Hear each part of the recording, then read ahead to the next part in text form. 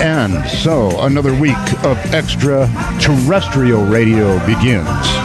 Good evening, everybody. I am Art Bell, and this is Dark Matter.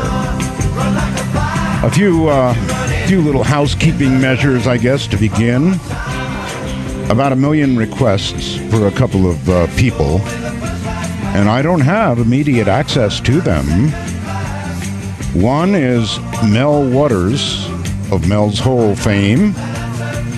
Mel, if you're out there, would love to get an email or a phone call from you, or contact my producer, and we'll do it again and get an update.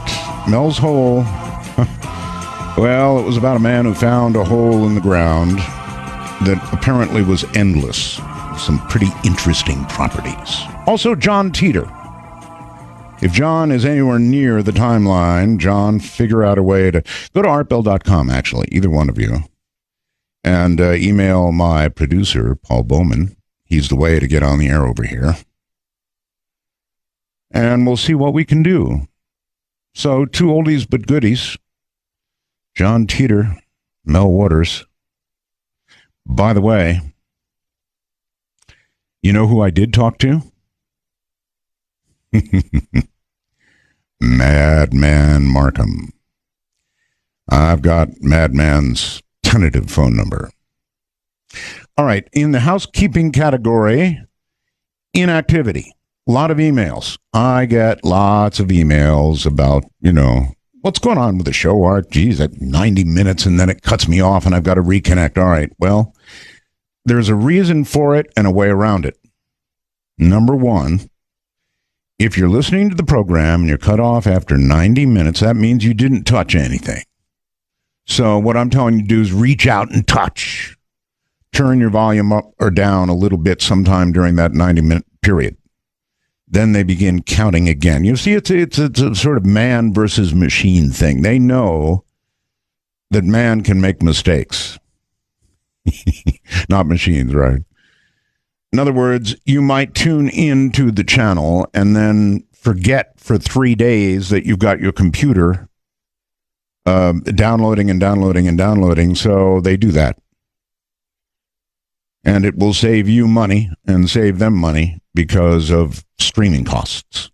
Bandwidth is money. Have you heard that before? Bandwidth is money. So all you've got to do to prevent it anyway is reach over and touch the volume or something, turn it up or down a hair, or almost anything you do on the receiver will reset that 90 minutes so you don't get cut off. Hope that helps. Now, the wormhole. The wormhole has been experiencing unusual gravitational effects. What that means, translation, is that our wormhole at artbell.com, which is supposed to reliably send a message over here, actually had some sort of software glitch in it. And of course, you guys pounded the holy you-know-what out of it. And that contributed to its demise, its premature demise. It crashed about 21 times during the last show that I did. So, we now have a new, improved, cannot be crashed wormhole. Keith Rowland went to work and wrote code and made a new wormhole, and it really is sweet. And later on tonight, I'm sure we will test its mettle by having you all send a bunch of messages. But I do have faith that this new creation of Keith's, because he's very, very good at what he does, is going to hold up. Anyway, we're going to find out. Now, BlackBerry. You see the news today? 4.7 billion, something like that. People who have BlackBerries love them. I know I have an iPhone 5. It's hard to understand why people love them so much. They're businessmen mostly, but they love them. Now it's sold, and they're going to cater to exactly those people, the business people. So even though you heard the news today, if you're one of those guys, I know Bob Crane is, you'd have to rip his BlackBerry out of his cold, dead fingers. So you'll be okay. And then it was really cute. I saw a kid on CNN earlier today, a 3-year-old. And this is sort of an illustration of the times we live in now. A 3-year-old. Little boy, cute as heck. But mom and dad had just switched to iOS 7, the new operating system for Apple, and he was crying. I don't like it. I don't want it. Just crying and crying and crying. He doesn't like iOS 7. I'm just getting used to it. I don't know how y'all are doing out there. Looking around the world briefly, Kenyan's security forces were in what they said were the final stages of flushing out Islamic extremist terrorists from the shopping mall where so many were killed. There are now, and this is really sad, there are reports that as many as 3 Americans may have been among those who attacked the mall. What? Americans? Really? Iran's new foreign minister is going to join talks with 6 key nations trying to rein in the Islamic Republic's nuclear program. That'll be later this week at the UN. Good luck with that. 30 large dolphins beached themselves in Brazil. We'll figure that one out someday. And another government shutdown. Seriously. It's one of the reasons that honest to God, I really don't care very much. I mean, you can't avoid politics entirely. But if there's a reason to do it, it's this. Another government shutdown. I almost feel like saying, who the hell cares? You know they'll come right up to the brink and then they'll either shut it down or refund it. You know, it's all about Obamacare, I guess.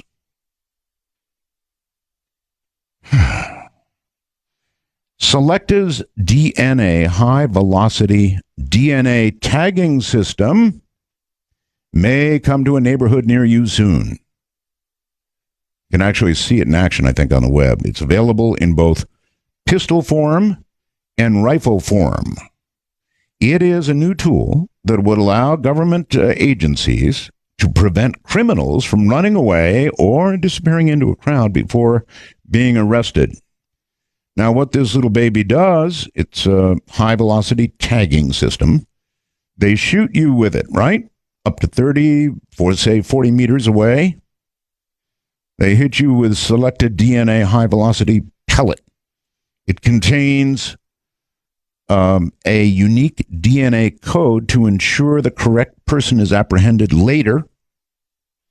DNA pellets used by law enforcement officers tag individuals with the unique selected DNA code from a distance. Just wonderful. On contact with the target, the uniquely coded selected DNA solution leaves a synthetic DNA trace mark that will enable the relevant authorities to confirm or eliminate that person from their involvement. So in other words, if you're protesting something, and I guess you're getting out of control or whatever, they hit you with this, and boom, you're DNA tagged like that. Incredible. The times we live in. And I can still hear that poor little 3-year-old crying about iOS 7. I don't want it. All right.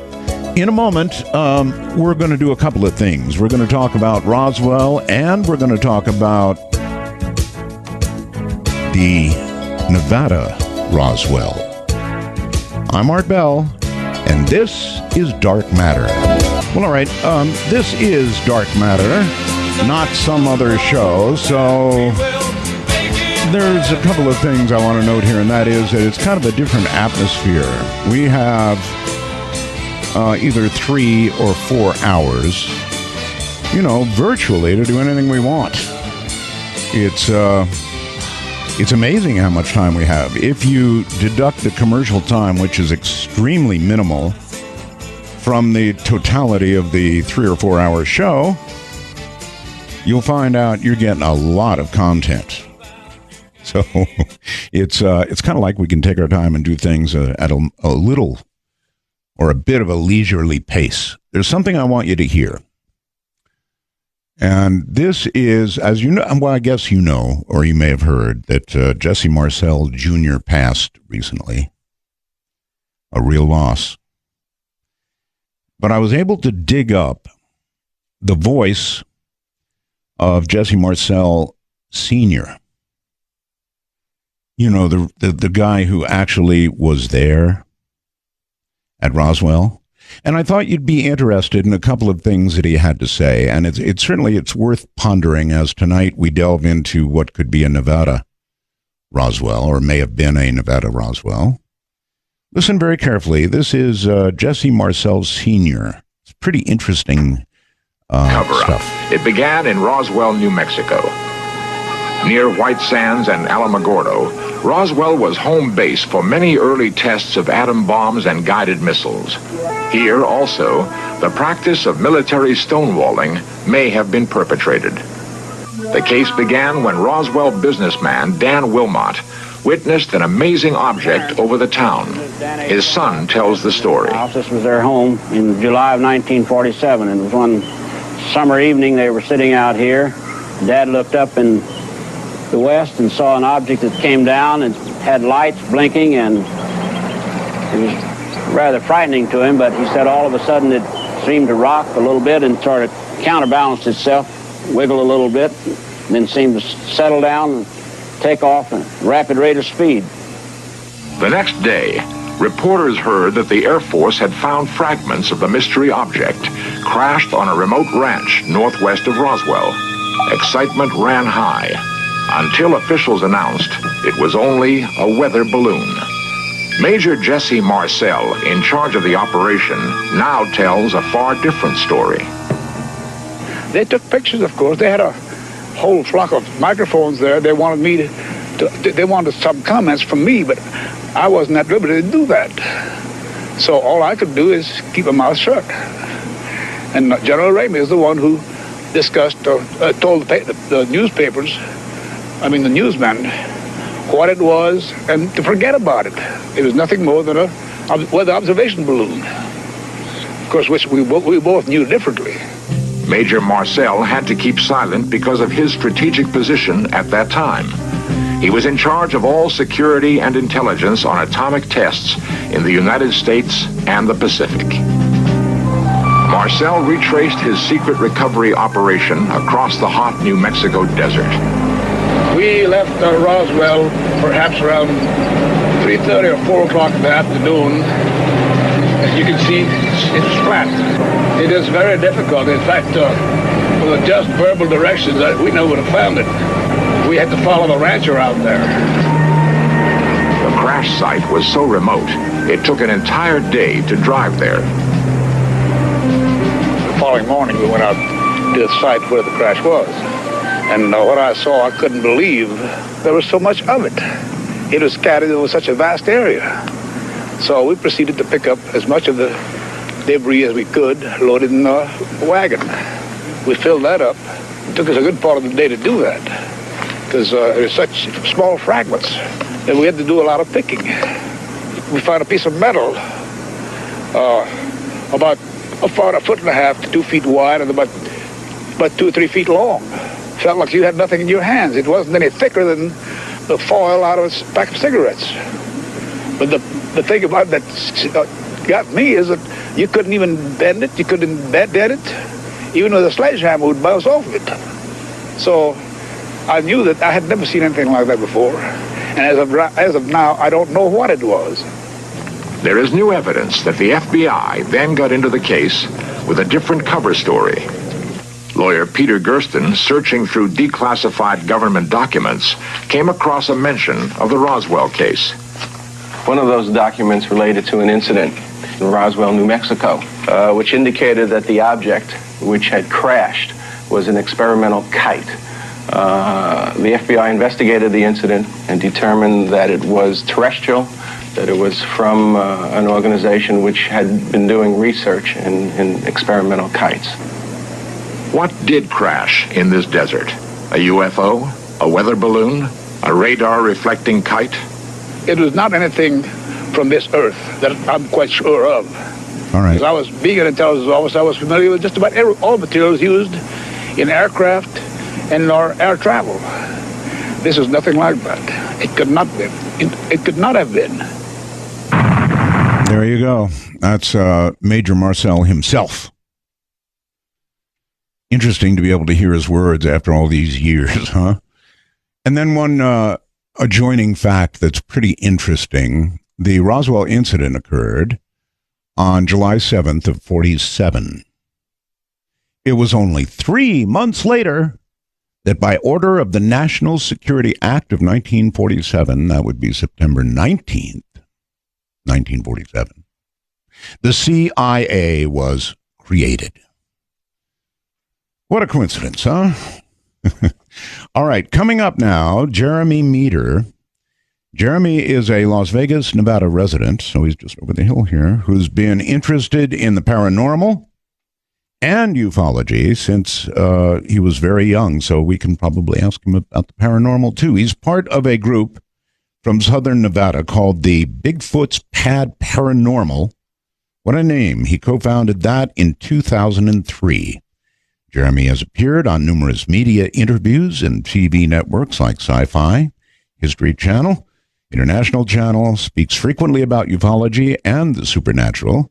In the last few years, Jeremy has been working on a case from northern Nevada involving lots of strange UFO activities. And here is Jeremy Meador. Jeremy, hello. Yeah, how are you doing today, Art? I'm fine. How are you? I'm doing good. Just got done eating dinner around here, actually. Okay. I didn't interrupt, I hope. Oh, no, you're good. I actually finished right before the show began. Okay. Are you on a cell phone? Yeah, right now I actually am. Okay. Do you have a real phone? No, just this one. Only that one. What happens if your battery goes dead, Jeremy? I'm actually plugged into the wall right now. All right. It's like right next to the computer. If I thought. All right. It's close. Well, we'll hope for the best. It's hard to know where to begin because I hate to say this, and I appear ignorant, but I never heard of the Ely crash.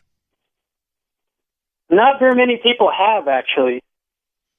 Oh. See, where to begin? Well, the Ely UFO crash is kind of a weird sort of event. I actually, when I began researching it, I turned from one UFO crash to two UFO crashes and a UFO landing. I guess people actually get the facts all mixed up and they combine it into one big event. So you're in for a pretty interesting story here today, Art. I know most people find this very fascinating. There are stories of men in black. I've actually encountered the men in black in person. There's physical UFO samples that I was given and I picked up from the crash site area. So there's plenty to talk about here.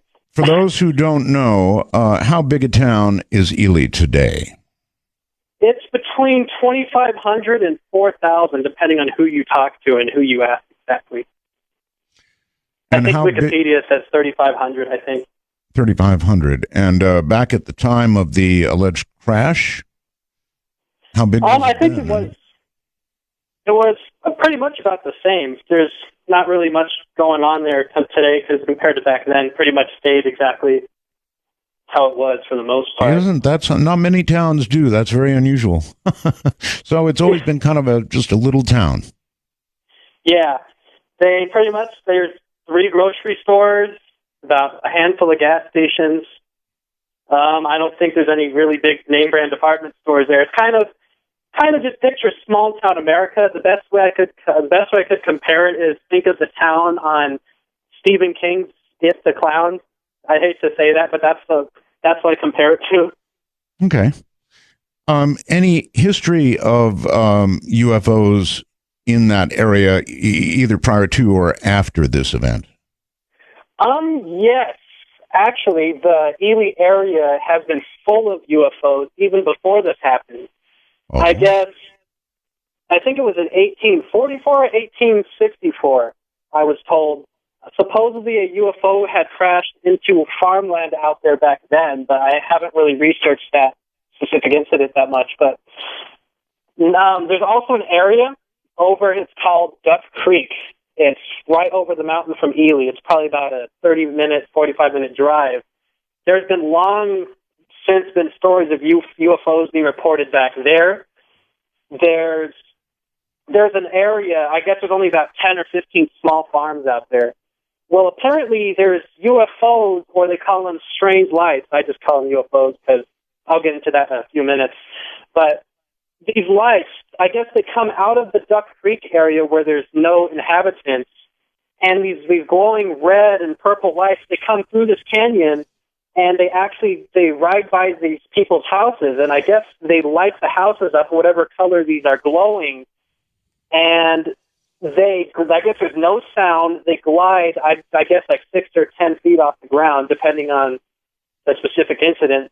And there's an area called Kalamazoo Road in specific where they're seen. And I haven't seen these lights myself, but I have plenty of stories involving these lights. And one of the UFO stories involving the actual crash comes from this general area. That's where one of the UFOs came from. All right. Well, you would acknowledge, I'm sure, this is not a really high-profile deal like Roswell was. In other words, not a lot of people know about it at any rate, right? Not at all. All right. So then what in the world, how did you get interested in something that nobody's sort of ever heard of before? Funny story. I was actually doing another radio program back in 2008, and somebody had come on the lines and asked me a story, because it was actually a ghost show I was doing, and somebody had called and asked if I'd heard about a UFO crash in northern Nevada, and I had never heard of it. So I went online and I searched it, and I found that basically the only thing you find online is a date and the location, which is Ely. And I got intrigued. I went down to UNLV, which is the big college down here for your listeners that are far away. I went to the microfilm collections down at UNLV, and the more I started researching, I was finding things that were very strange or didn't exactly add up. Like, the crash date didn't make any sense, because I found basically nothing for the date that they had listed on the internet. Well, I started getting really, really sneaky, and I actually found the original author who posted it in an old magazine called the New Atlantean Journal back in I think it was the 70s, 1974 or so. And they had actually directed me, the author of that magazine directed me towards the original researcher that had found it. And we got to talking, and just based on his facts, I actually went to the town of Ely and found there are tons of first-hand witnesses, tons of stories, been to the crash sites and all that. It's interesting. I mean, I don't really have any words to describe how weird the whole situation turned out to be. With this purported crash, is there actual, I mean, there's amazing stories to go with it. For example, they say there were 16 bodies. Is that correct? I know of pretty close number. I know of at least 6 or 8 of them. There's probably more, but I only know about 6 or 8. So do you know anything about those bodies? In other words, any details from anybody who saw?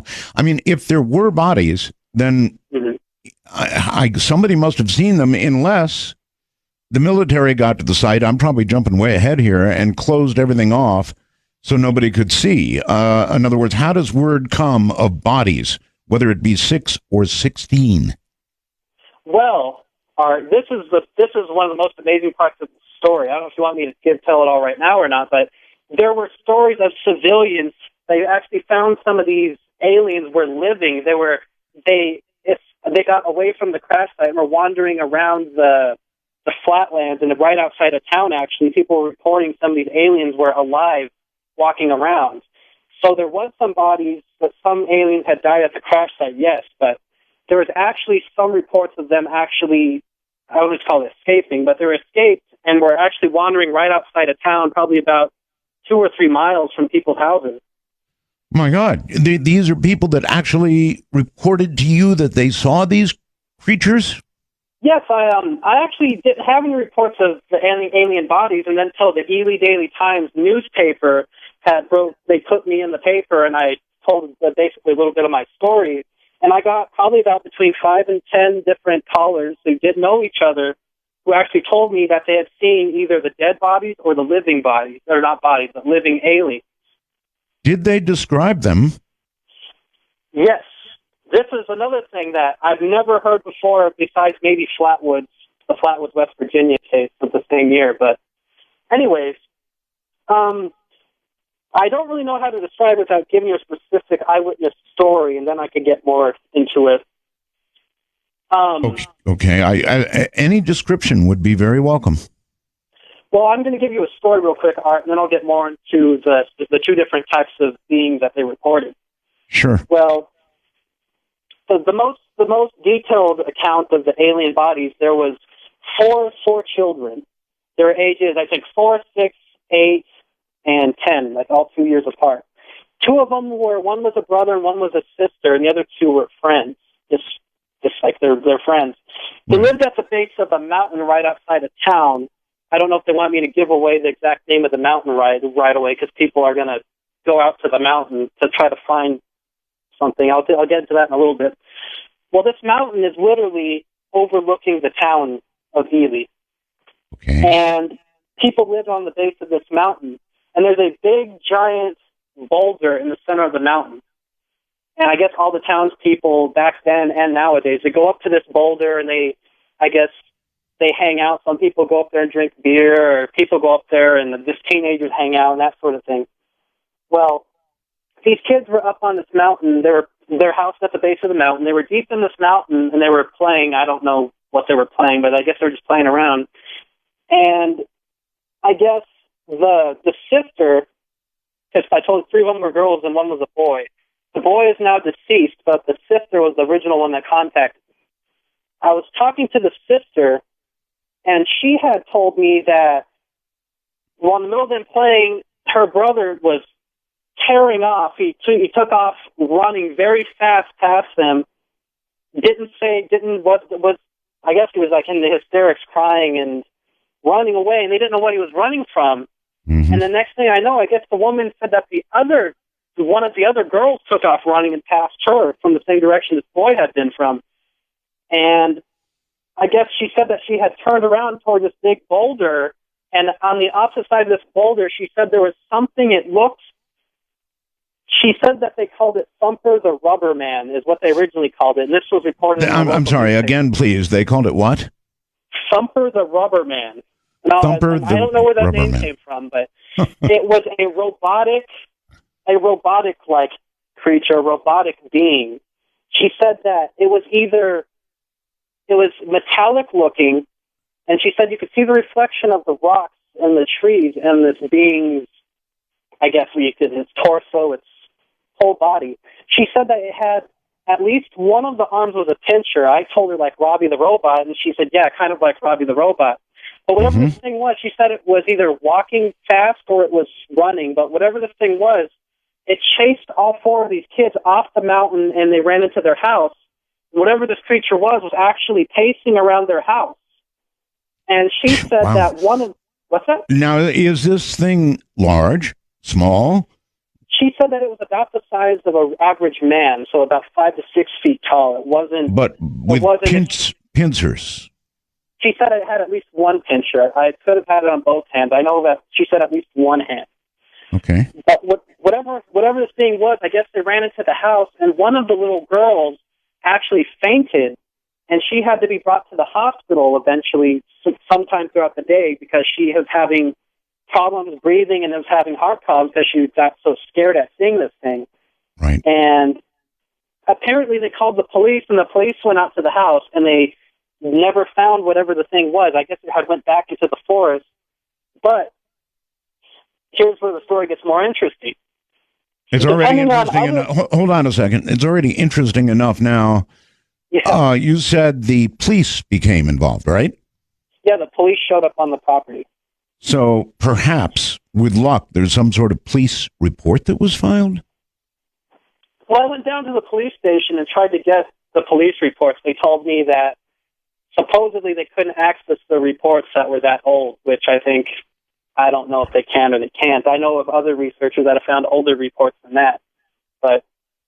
Yeah, a local police station, maybe not. That's an awful long time ago. Well, apparently... And so that we're clear, what is the exact date again of the crash, please? July 7th, 1952, which is 5 years to the date after Roswell. Yeah, isn't that interesting? Same day of the year, huh? July 7th. Oh, yeah, 5 years later. Wow. All right, so no police report. Nevertheless, the police were there. One child ended up in the hospital. This is really quite a story. It's quite a story. And how substantiated do you feel, Jeremy, all this is? I think it's way underlooked, and I think the whole case in general should be talked about more, and more people should know about it than that do already, personally. Well, based on what I've heard so far, I would agree with you, yes. It sounds like a big incident. When you have creatures, when you have alleged aliens, people scared, the police, hospital involved, it's beginning to get to the point where I'm wondering. Now, I'm sorry to be jumping ahead on you, Jeremy, but I looked all this up on the internet before I had you on because I wanted to see what sort of story I was getting into. And I did find a YouTube piece, which, by the way, I sent to Keith, and it's up on artbell.com if you want to see it right now. And indeed, there's been a local investigation. And when they first looked in the newspaper archives, suspiciously, the day in question's newspaper was missing. All the rest of them were there, but the day in question was missing. Now, they did go to, I guess, some microwave backup or something and found a newspaper for that day, but it didn't reference any UFO crash. Am I right? Yes, because the actual date is in July, and the internet says that I think it's August 14th or August 12th. It's actually a month before that. And so that's why the past investigators that have tried to look it up have never found any information, because they haven't been looking at the right date. They've been looking ahead of time. Oh, my. Okay. And, sorry, Art. That's all right. Have you now gone back and looked at the correct date and looked for anything in the paper at all? Yes, actually, the Nevada newspapers, especially Ely, didn't report any sort of incident. If you go to Oregon, Idaho, Washington, or Utah, it did make the front page of many newspapers in those states. Like the government or somebody censored the Ely newspapers and all the ones in those little towns that are around there. Because amazing. I don't know why a Nevada paper, especially the town of Ely, would not report that in their paper, but yet Ogden and Salt Lake City would have it in theirs. Because if it makes front page in Salt Lake City, and that's 2 or 3 hours away, I'm pretty sure that would have been front page news in Ely, you would think. All right. Boy, I wish you had a real phone there. It just cell phones kind of clip things off a little. Cell phones kind of clip things off a little bit, and sometimes it's hard to hear. All right, I'm going to ask you to hold tight for a moment. We're going to take a very quick break, and when we get back, we'll get further into the story. But it certainly is fascinating. I mean, imagine something of this magnitude, many bodies, and a crashed UFO in Ely, right here in Nevada, not far away from where I am now. Well, relatively. All of that, and we're just now talking about it after all these years. You're listening to Dark Matter. You know, this song, I guess I had never heard when I was in Manila, the Philippines. I heard it on a radio station, and I went, wow, I really like that. And, of course, I obtained it, and then pretty much listened to it until my ears bled. That's the only way I can get a song out of my head. is to just do it and do it and do it and do it till I see blood. Welcome back. My guest is Jeremy Meador, and he's talking about a UFO crash in Ely, Nevada, right here at home. And it's incredibly fascinating stuff. I mean, really good stuff. But that cell phone connection he's got is absolutely awful. We're going to have to see what we can do to get through it. With regard to the wormhole, let's see. David says, the wormhole's a nice idea, but it says, do not expect a reply. I don't see how a reply is possible. It looks like a one-way street to me, in which case an expectation of a reply is erroneous. It should say replies are not possible. Well, wrong, David. What do you think you just got? That's a reply. So the wormhole, I mean, feel free to test it, folks. Blast it a little bit. Send me messages. Send me questions for Jeremy, and we'll see if it holds up. I'm telling you, last week it collapsed like crazy. Now, Keith coded all weekend. I don't mean he, lost his heartbeat or breathing or anything. He wrote code until we got a new wormhole. And so far, so good. All right, Jeremy, welcome back. Mm-hmm. Now, question for you, Jeremy. Did my producer ask you if you had a landline phone? Yeah. And you answered what? I actually have my cell phone at the moment. Yeah, I understand that. When he asked you if you have a landline phone, what did you say? I just said that because he asked me if I had a neighbor or something, I could go use their phone. I said no, I didn't. I see. Okay. Well, it's really tough on the air, Jeremy, because what you're saying is really fascinating stuff, and I'm going to try and continue with you here, but it's, cell phones are just not the way to go for an interview. That's why we talk about landline phones. So let's keep going as we can. Anyway, the actual crash site itself, Jeremy, you said it was overlooking the town of Ely. So obviously it's up on a hill, up on a mountain, whatever. Is there not the actual crash site. That's where the living aliens were reported. The actual crash site's a little bit further away. It's like on a little bit further down. All right, look, it's been a long time. I don't think there's a lot to fear from people going out there. Can you tell me where the crash site is specifically? The actual crash site is outside of the town of Ely. It's close to a town called McGill and another smaller town called Cherry Creek.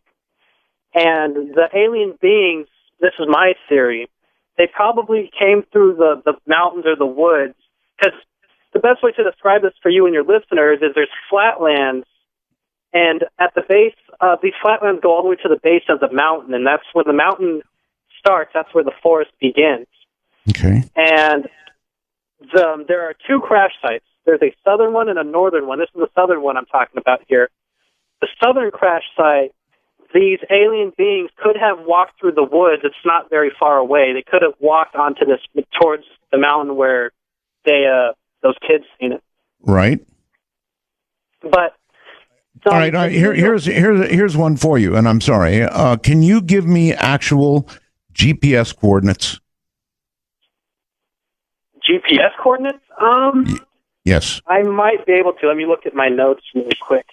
Okay, I would think through a long period of investigation, you might have marked the actual site with GPS coordinates. And I don't think there's any harm in giving it out on this late date. I mean, it's been so long now, right? 1952. So people want to go and visit, and if people can find something, then hey, why not? It's okay. If you find them, let me know. It's not something I have to have right now. Okay? Yeah. So I'm trying to find the name of the mountain is called Squaw Peak. Squaw Peak. And I'm trying to find the name of the specific area where that boulder is. I know I have it written right here. But I guess she said the locals just call it Big Rock. This is what my notes say. It's called Big Rock. It's halfway up on Squaw Peak. And that's actually where the crash site is? that's where they had seen the aliens, the living alien creature I just told you about. Okay. All right, so that's not the actual crash site. No, I haven't gotten to the actual crash site. Okay, yet. don't worry about it, Jeremy. Go ahead and tell the story, and maybe during breaks or whatever, if you can find GPS coordinates, I would love to give it to the audience. Because some people might want to go out there and look around, and they might find something, Jeremy. You get enough people going through an area, you might turn something up. Well, I know that one of the girls still lives on the base of the mountain, still in the same house. So I was going to say, I don't know if she wants people to be out there, because that's her actual backyard. She said part of it is if they go down low enough. Okay, I get it. I wouldn't want it either. But go ahead. I was going to say, did you want me to talk a little bit about the general story before we get deep into specific parts of the story? I do, yes. I do. Go ahead. All right, well, I'll give you a generalization of the story, then we'll get deeper into specific parts as we go along. Well, around 10:30 in the morning on July 7th, 1952, over Ogden, Utah, they had seen some kind of a weird fiery object coming down at I guess he said it was a 180-degree angle coming towards the ground. Wow. It was struggling to stay in the air. This was reported as an orange fireball with leaving a blue gaseous-looking cloud of smoke behind. And this object was originally reported in Idaho. I guess it flew over to Utah, and then it went back towards Nevada. And Ely, Nevada is kind of in the northern part of the state towards the top right corner. Right. Well, at the same time, around the same exact time, there were civilian witnesses that reported a green T-shaped object with a gaseous blue smoke trail behind it coming from the Washington and Oregon area. Wow. And these two objects are coming towards each other, and the next thing you know, the eastern object flies over Salt Lake City. Well, Hill Air Force Base, they actually had a tower there, and they reported that they had seen this object, and they actually got planes in the air to chase after this object, I guess, is what the Project Blue Book reports say. Wow. This is really full of surprises, Jeremy. Yeah, Project Blue Book actually has about 10 or 15 pages on this specific incident. Okay. Well, that's good. That's good to know. I had no idea it was documented at all. And here you are coming with all this information, people having cited the descending objects. Wow. Well, here's what happened. So there was a B-17 that's flying around Hill Air Force Base doing maneuvers, I guess training of some sort. It doesn't really say, but this B-17 was doing training maneuvers, and the tower told them to go chase after this object. Well, they were going 300 miles per hour, and they said they came nowhere near this thing. They flew through that gaseous blue cloud I was telling you about, but they could never catch up to it. Well, people over in Montello, Nevada, which is in the top right corner, almost in Idaho and Utah, they reported a giant explosion, and this thing had came down and actually smashed into the ground outside of the town of Montello. It's an area called the Dairy Valley. Okay. And nowadays, the small town that was in the Dairy Valley is gone. Montello's the closest town, and only 35 people live there nowadays. So if you plan on I'll talk about the crash site a little bit, but that crash site's actually like a 3-day drive, basically. And then, I guess one of the objects had hit the other one, and one had came down south and was struggling to stay in the air, and it had crashed at the site that's near McGill and Cherry Creek, I was telling you, right by Ely. So this is where the story gets confusing, is people report that the two crash sites are actually one crash site. And there's something that happened in the 1970s in the town of Ruth, which is even closer to Ely than the Cherry Creek crash site. But that was a UFO landing. I'll get into that in a little bit.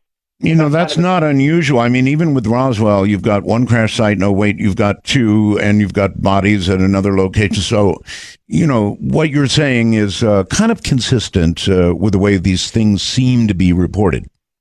Yeah. Well, something interesting I forgot to tell you was the Ogden newspaper from July 8th, 1952, they actually reported that this fire had burned 600 acres of land. Wait, I think it was July 8th. Yeah, July 8th. They reported that this fire had burned 600 acres from the northern object. The southern object started a fire, but it wasn't as big. The fire in the southern object was reported at 11:30 in the morning, and the northern one was reported around 10:30, 10:45. So they're pretty close between the amount of witnesses. Right. The one that had crashed up north was closer to town than the one that was in the south. And the one that was sighted in Utah, that was at about 10:30 in the morning, right? Yeah, the military from Hill Air Force Base actually reported that it was at 10:30 in the morning, their time, is when they had initially seen the thing on fire. Okay. But, we may have had our own Roswell here. So Is that what you conclude? After all your investigation, do you conclude that what happened here in Nevada in Ely was in fact a Roswell for Nevada? Definitely. I have stories of alien bodies from the southern crash site, but the northern one, I don't have any stories of bodies up to there. All right. Now, all of this would have been absolutely impossible, it seems to me, to cover up. And according to, the investigation you've done, it hasn't all been covered up. But at some point, and again, I hate to rush ahead, but was all this covered up? Did they come in and, I don't know, quarantine the area like there's been a plane crash or something? Well, I'll start with the northern crash site I started. The northern crash site, actually volunteer firefighters from the town of Montello came up to the crash site, and I guess they had come up to this object. And while they were trying to put out this fire, because they didn't know what it was at first, they were trying to put out this fire, and the military told them to leave, and they quarantined off that area. Well, the southern crash site's a whole different story, because there's railroad tracks and a freeway, Highway 50, I think it is, runs right by where the crash site is. So there were people driving by, and the railroad was driving by with their train cars. So quite a few people seen the southern crash site, or Highway 93, sorry. I just remember that. But yeah, quite a few people drove past that crash site.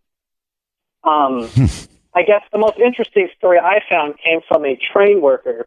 The Nevada Northern Railway is what the company was called. They used to run trains coming from Ruth, Nevada, which has one of the biggest copper mine pits in the world.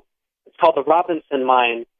It's been open since the 1800s. But anyways, this train used to bring people to work, used to bring people to school, because it was a remote area, especially at that time. And the people relied heavily on this train. Well, I think I went to the Nevada Northern Railway Museum back in May, and they actually have records of every train log pretty much since the company started and when it ended. And the story I'm about to tell you actually found documentation of it at the Railway Museum, and I'll get to that in a minute. But anyway, so this man was riding on a train. I'm not exactly sure if he was an engineer or what he was doing on the train. I never asked him, but he was riding the rails, and he came across a section of the track, the man told me, that was torn up like pretzels. The tracks were destroyed. They were thrown all over the place. They're in the nearby creek, up in the mountains. He said they were everywhere. So torn up like pretzels? Is that what you said? That's his exact words. He says they were bent like pretzels. Bent like pretzels. Wow. Yeah. Imagine what it would take to bend the track, a train track. Imagine what it would take. Oh, yeah. Well, so they managed to stop this train just in the nick of time, I guess.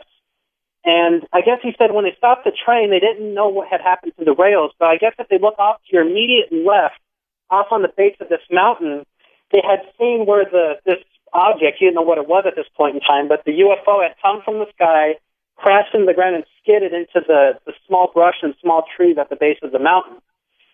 And he told me that the thing was still smoking. It had just happened. This was around noon, by the way. He said 12 or 12:30, so it had just happened recently. Right. And he said that this object was out into the trees. And I guess whoever was in charge of the train told them to stay put, not to move.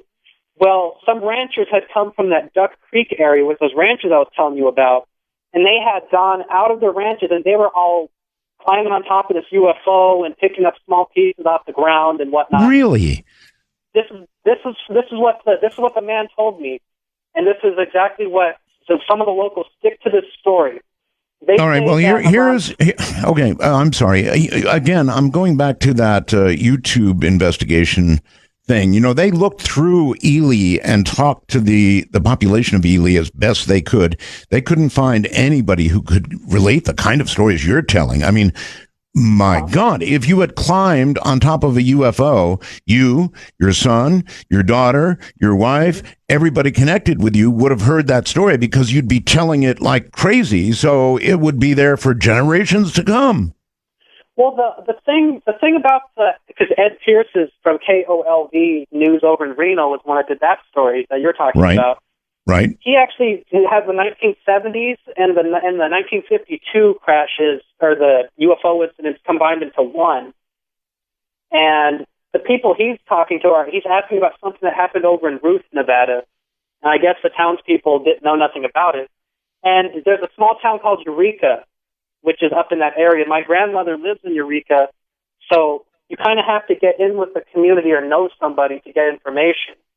All right.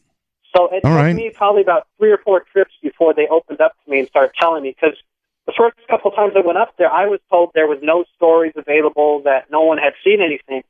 But once I started telling them about my grandmother lived up there and I visit there all the time, and showed them I was serious about the whole incident, they started opening up to me about all this. That's remarkable. Remarkable. You have to go to all the small towns up there, too, to get information. So if there were people actually climbing on a UFO, or what was left of it after the crash, then there must have been some descriptions of, I don't know, its shape, its size, its texture, its whatever. Well, about the people that seen the UFO, I only talked to one woman, because most of the people, they have their lips sealed. They won't tell you anything about their names, because I guess the men in black and the military was there harassing people to get their names. So a few people that know their names, they will not tell you. But anyway, so this man said that there was about between 5 or 10 people were climbing on this UFO, and I guess most of them were managed to get away before the military had got there. But I guess the object, he said it was silvery, but he said it looked liquidy, like it was wet. Like whatever the object was, he said it looked like it had water like dripping off it or pouring off it. I don't know exactly what that is, or if it's just moisture from being in the atmosphere or whatever. But he said that it looked liquidy, and it looked very smooth. He said you couldn't see a dent in it, you couldn't see windows. It was no sort of markings on it or anything. That's an interesting way to describe it. You said smooth and liquidy? That's the exact term. He said it looked liquidy, almost as if it was wet or it had water pouring down the side of it. But the guy also didn't get out of the train to go walk up to it. But can't say I blame him. Mm-hmm. The woman told me the similar description. She said that when you climbed on it, you would slip and slide, almost as if it was covered in a type of slime. But so where this object had crashed, I'd like to tell you nowadays, there's no plant life or nothing grows in this area where this thing had hit. All right, so that the implication of that is you have been on that exact site, yes? Yes, I actually have a website I made recently, a couple days ago. I actually have pictures of me and my best friend in that crater where there's nothing growing, actually. Crater? Yeah, it's a crater. It's weird. If you look on MapQuest, you could actually see it from the sky. A crater, okay. Now you're talking. These photographs that you took, do you have them? Yeah, I have them all on saved on my computer. I put some of them up on my website, but if you would like more, I could email them to you right now if you want. Don't email them to me. Email them to Keith Rowland, webmaster@artbell.com. All right, I'll send over. All you've got to do is put webmaster@artbell.com. Okay. All right. We would obviously love to see the photographs. I didn't know you had these. That's going to be very helpful. I also have pictures of the physical evidence I was given too. Oh, do you now? And I have pictures of magnets sticking to it. And I'd like to tell you, I brought these strange samples to several, between 5 and 7 geologists. Yes. And a lot of them worked at the mines up in the area, and none of them could tell me what these are. Okay, back up. You keep surprising me. Now you're saying you have physical samples. So you went up to this area, and how did you get your hands on physical samples of whatever we're talking about here? Well, originally I had gone to the town of Ruth because that's where I thought the original UFO crash had been from, where it was at.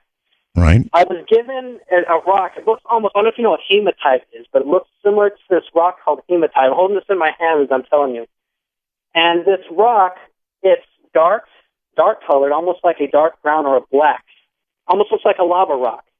Mm-hmm. It's almost like the color of a lava rock. It's smooth and it's magnetized. Like if you put a magnet near it, it'll stick to the magnet. Okay. I don't try not to put it near electronics, so I don't want to ruin my electronics if I have it, but smart move. So this is, you're characterizing it as a rock. Yes. I was told that this is that stuff that was dripping off of the UFO. Oh. It hardened. They collect a sample of it, and it's hardened over time. Okay. So that's what this is. You never saw it in any other condition other than hard, right? I've never seen it in any other condition other than hard, but I was given the same exact rock from the UFO landing site from the 1970s and from the 1952 southern crash site, the same exact rocks. Really?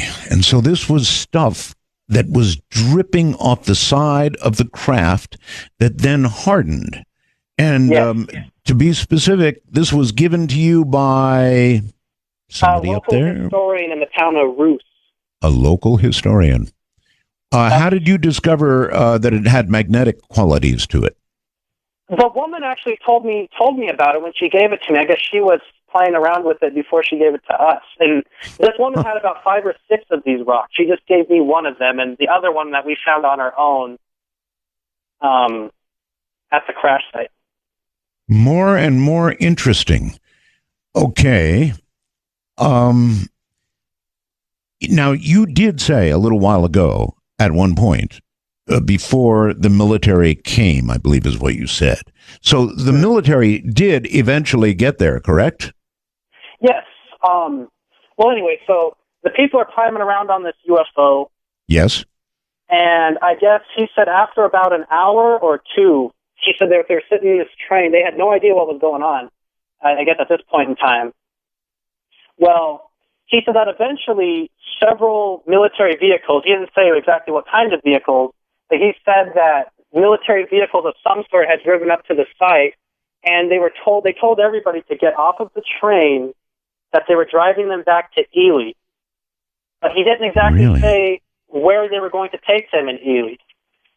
So they took them to Ely, to the police station of all places, and he said they were interrogated by these people.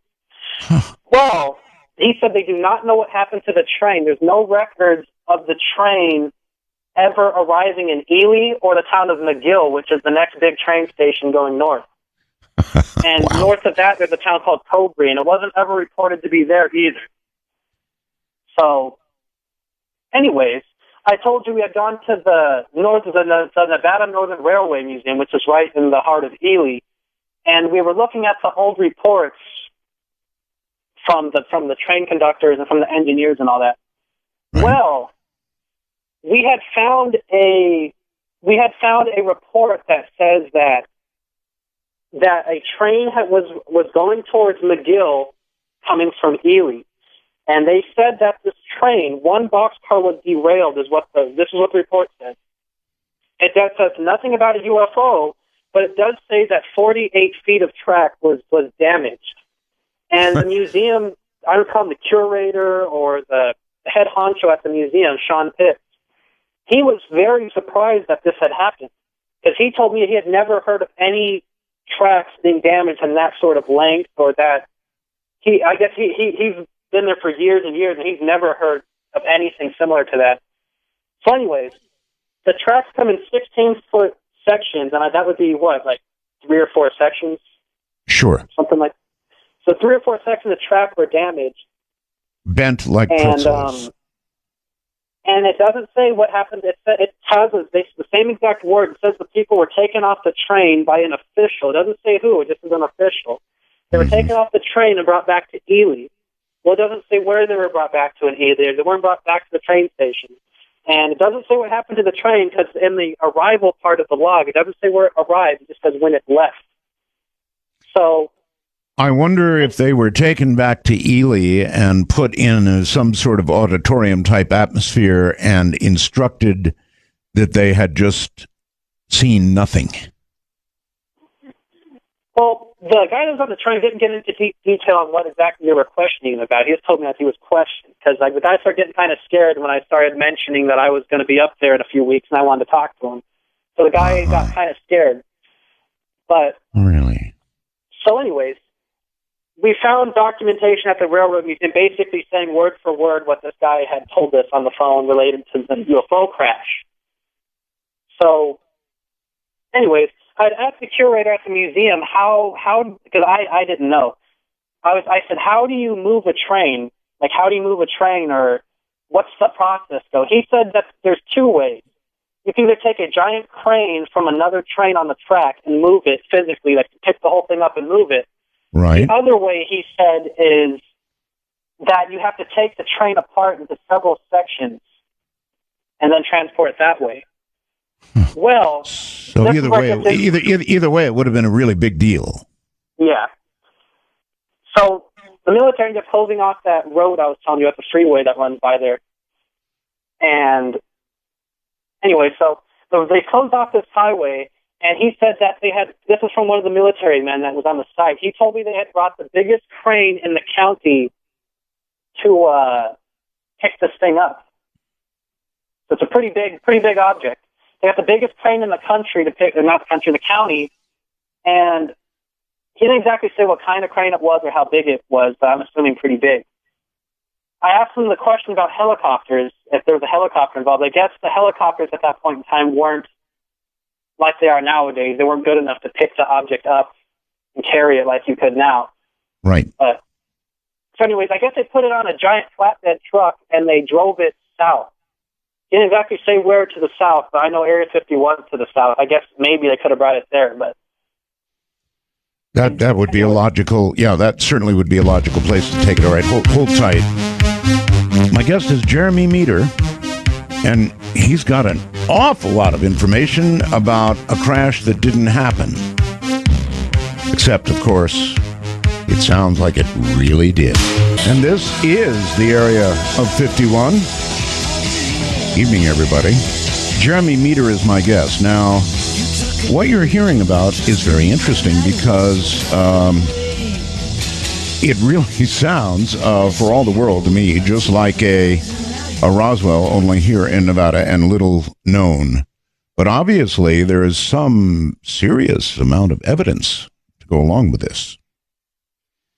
And by the way, on that note, it's my understanding Jeremy is emailing a couple of segments of photographs to my webmaster, Keith Rowland, and we'll get them up for you. That may identify the location. Jeremy, you're back on the air again.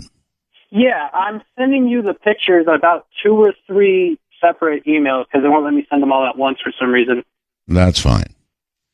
That's fine. The emails, or the photographs, I should say, are going to be of this material, number one, right? Yes. And number two, of you standing at this, well, you called it a indentation in the ground, a crash site, actually, right? Yes, they're actually I call it a crater. It looks like a crater, like a hole in the side of the mountain. Mm-hmm. All right. And so the pictures also are, there's some of them are of a, I guess you could call it a base of some sort, a government base that was made around the crash site. I'll get into that in a minute. A base made around the... Okay, go ahead. Well, it gets weirder. In 1955, it's 55, I think it was. Yeah, 3 years later, the government actually built I guess you could call it. It's called Project High Range. What it was supposedly was to track and monitor the X-15 rocket plane which is a plane that could take off like a conventional airplane Right. and land on a runway like a normal airplane could. Well, once the X-15 spy plane, they stopped doing that. They started using these bases to monitor UFOs and UFO tracking activities, supposedly. Because I guess from workers that worked there in the 70s, they were saying that the government, what they saw in the military, was if a UFO had crashed here in the past, maybe they would come back in the future, was their way of thinking at the time. Isn't that interesting?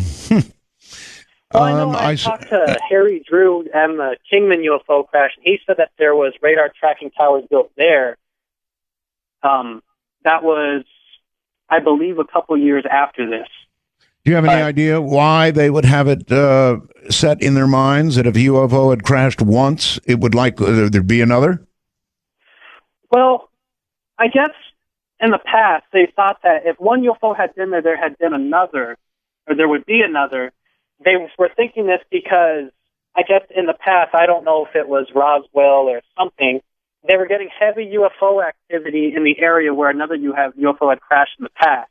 I think they were saying it came from, I think Kecksburg was what the guy was saying. But these radar towers, they built them on 3 mountains overlooking Ely. Squaw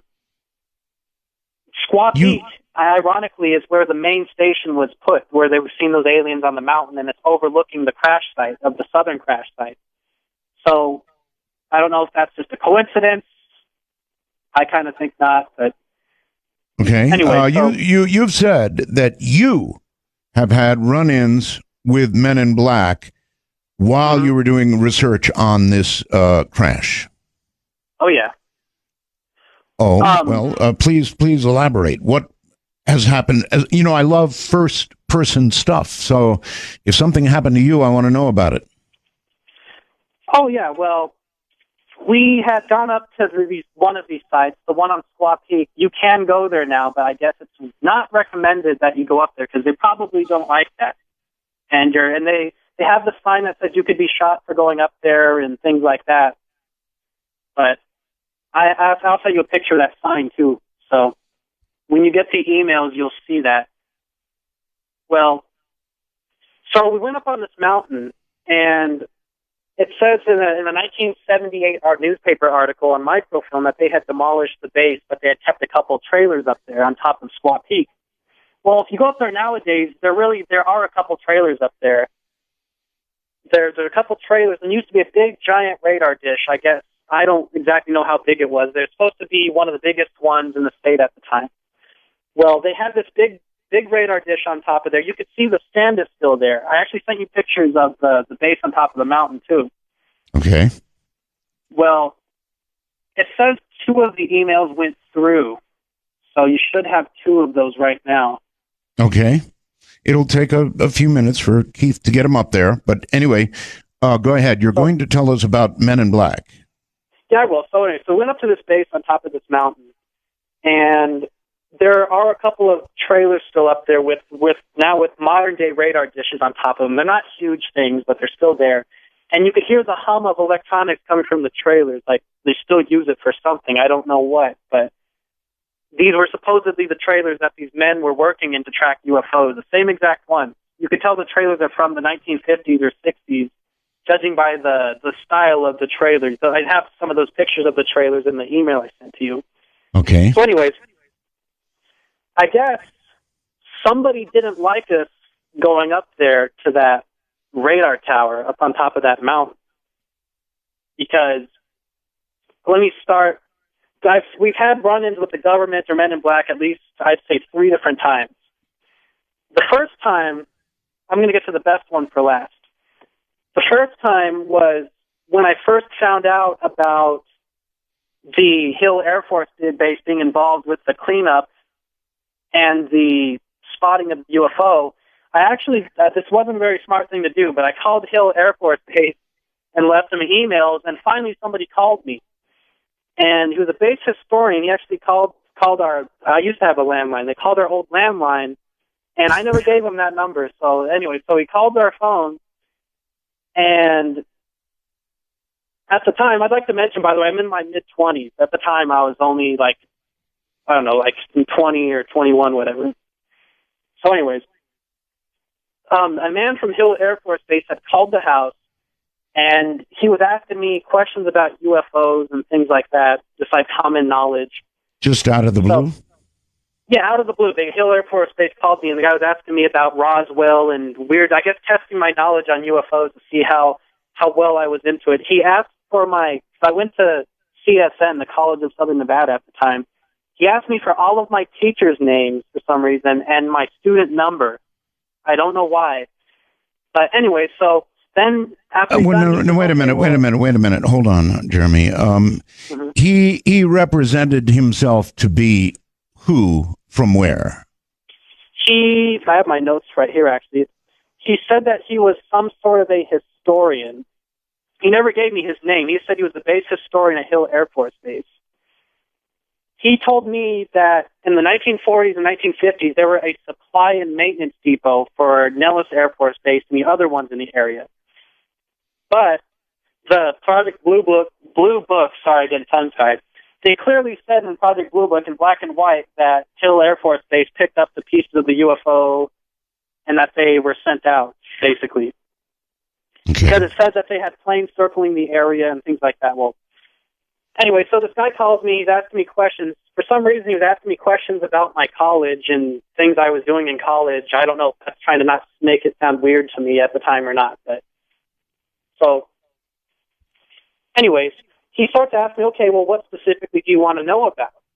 And I actually got, I guess you call it, nerves of steel. And I asked him, okay, well, I'm doing a case involving a crash. He goes, what kind of crash?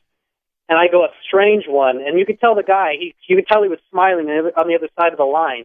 He kind of chuckled, and he was like, well, what kind of strange crashes? And I said, one that happened near Ely, Nevada in 1952. And the guy goes, those types of crashes are classified. But if you want to know about it, you could come down to the base, and we will talk to you about it. And knowing I didn't go down to the base. I didn't want to know what was going to happen if I went down to the base, whether they were going to do something or not. But well, yeah, I understand completely. I probably would not have gone either. And then they called my phone a couple more times, asking me more questions about airplane crashes and kind of more UFO questions. Really? And they never told me why they were asking me this. I kind of just answered their questions because Nellis Air Force Base is right down the road, and I'd rather them not come to the house in person and ask me. Right. So you would classify these people as men in black on the phone? That was the military. The Men in Black story, the more interesting ones I'm getting towards now. All right. Well, on the last time we went to Ely, which was back in May, me and my best friend we went. This was one of the first times we went to the crash site. We had got these rocks, and we were out cruising around. Well, we were actually filming videos that we were going to put on a short documentary we were planning on making. And on my best friend's camera, you could see that there's the blacked out vans are in the background with the people sitting, and they didn't get out of the vans, but they showed up at several of our filming locations. And this area is very remote. Ely is the biggest town for 200 miles in any direction. So what are the chances they would follow us to small towns? And I'd like to tell you, most of these towns are like an hour or two apart. So it's a pretty long distance for these people to be showing up. That was concerning, but that's not the weirdest one. I guess it was back around 2011. Me and my best friend and my brother were actually going to get ready to take one of our trips to Ely. And we were going to interview a lady that lived in Ely. I guess she had seen something like the craft being transported through town or something. Right. So anyways, the woman called me on a Thursday or a Friday. We were supposed to leave on a Saturday. And the woman says, oh, well, I'd like to thank Jeremy and Nick, which is me and my best friend. I'd like to thank you guys for coming and doing an interview today. Your paranormal group is very professional. And she starts describing this interview. And I told her, I was like, oh, well, that's interesting and all, but we didn't go up there. We're still in Las Vegas. And she swore up and down that me and my best friend came to her house. Well, she described it as two men in black suits got out of a blacked out van, and they knew all about like where I went to college, my friend Nick's life in Ohio before he moved to Las Vegas, and I guess we're having small talk about our lives, and their facts were right on. I don't know who these people are, but she described them basically as your typical Men in Black impression, or like what you would think of the Men in Black. And I guess they conducted some sort of interview, and the lady got so scared when I said that it wasn't us that she never talked to us again. So I have no idea what that was, but I guess nobody else that we've wanted to interview has had people like that show up. But we have talked to people that have been seen the Men in Black come to their house and threaten them within the last few years, too. Threaten? Yes. There was a man named Claude House. He's actually on that video that you have on your website. Right. He was talking to the Channel 8 News in Reno. I think that video was from 07 or 06. He was telling his story about what he had seen or what he thinks he remembered. Well, I was told by a couple of the locals to go call him because I guess him and his brother were young at the time, but they had seen something. I called Mr. House, and he told me, "Oh, I'll be glad to do an interview with you." And I said, "Okay, it's a paranormal interview," is what I described it as. And he was like, "Okay, let's do the interview." So I called him on the phone to try to get like a pre-screening before I actually drove up to where he lives. And this man, he was like, "Okay, well, what do you want to ask me?" And I told him, "Okay, well, we're doing a story on UFOs and this and that." And all of a sudden I told him, "Okay, well, tell me about the Ely UFO crash and what you know." This man, he did a 360. He went from calm to hysterics. This man started blubbering and crying. I call it crying. It sounded like he was crying. He got very concerned. He told me, word for word, he said, "They told me not to talk about it. They told me that I'm in danger if I tell you this." And he kept saying, they. I don't know who they is. But he said they came to his house and they are monitoring him in his phone calls, I guess. And he was pretty scared. Well, that sounds like MIB. All right, so you said you're now in your mid-20s, right? Yeah. When did you begin investigating this? How long have you been at it? Since about 07 or 08, so that's... Long time. Since I was about 18, 19? Yeah, that's a long time. So you've been at this a long time, and you've gained the trust of the people there. Yeah. I've talked to several people that had that seen that 1970s thing I was telling you about, and several of those people said that in the 1970s that the Men in Black were in town knocking on people's doors. Like, I guess they called them MPs. Some people have started as military police. Some people call them Men in Black. But I guess he said that they had their handguns on their side. That's clearly what one of the women said. That they had handguns on their side, and they were going door to door in that town of Ruth. Were they were they in uniform? Yeah. Probably MPs.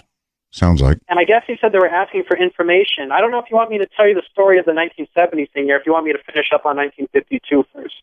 Well, let's finish with what we've got. All right. Well, so the Men in Black they're still interested in it, or the military is still interested, because back, I guess as soon as the last 5 or 6 years, they were talking to some of the people that went to the media or were online talking about it. I talked to Ed Pierce, the guy that made that video, the news anchor. He said he hadn't seen anything weird or had anybody come up to him, so I don't know if it's just certain people or whatnot. But somebody was impersonating me and my best friend, I don't know who, and they were calling the military base, Hill Air Force Base was calling me and asking me questions. I don't know what that had to do with anything, but it's weird. All right. Pat sent me a message here that says the kid, that'd be you, is backing into the most interesting material. It's getting better. At first, I thought he was just reading Wikipedia. Now he's like, oh, and I've got a physical sample of some unknown material. Wow. Yeah. So what have you done with this material? Have you had it tested? I haven't brought it to a laboratory because they want a lot of money they want like thousands of dollars, I was told, by some of the geologists that work it's called the Robinson Mine, which is that big copper mine I was telling you about.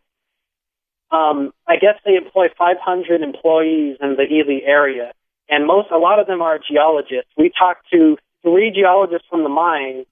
They gave the same kind of testing they do on the rocks at the mine. They were scratching it with knives, looking at the color, holding it up to different types of charts and things. They said that it's the closest thing that it's related to is hematite, but I guess they said that it's not exactly like hematite, but that's what it's similar to. That's one rock sample.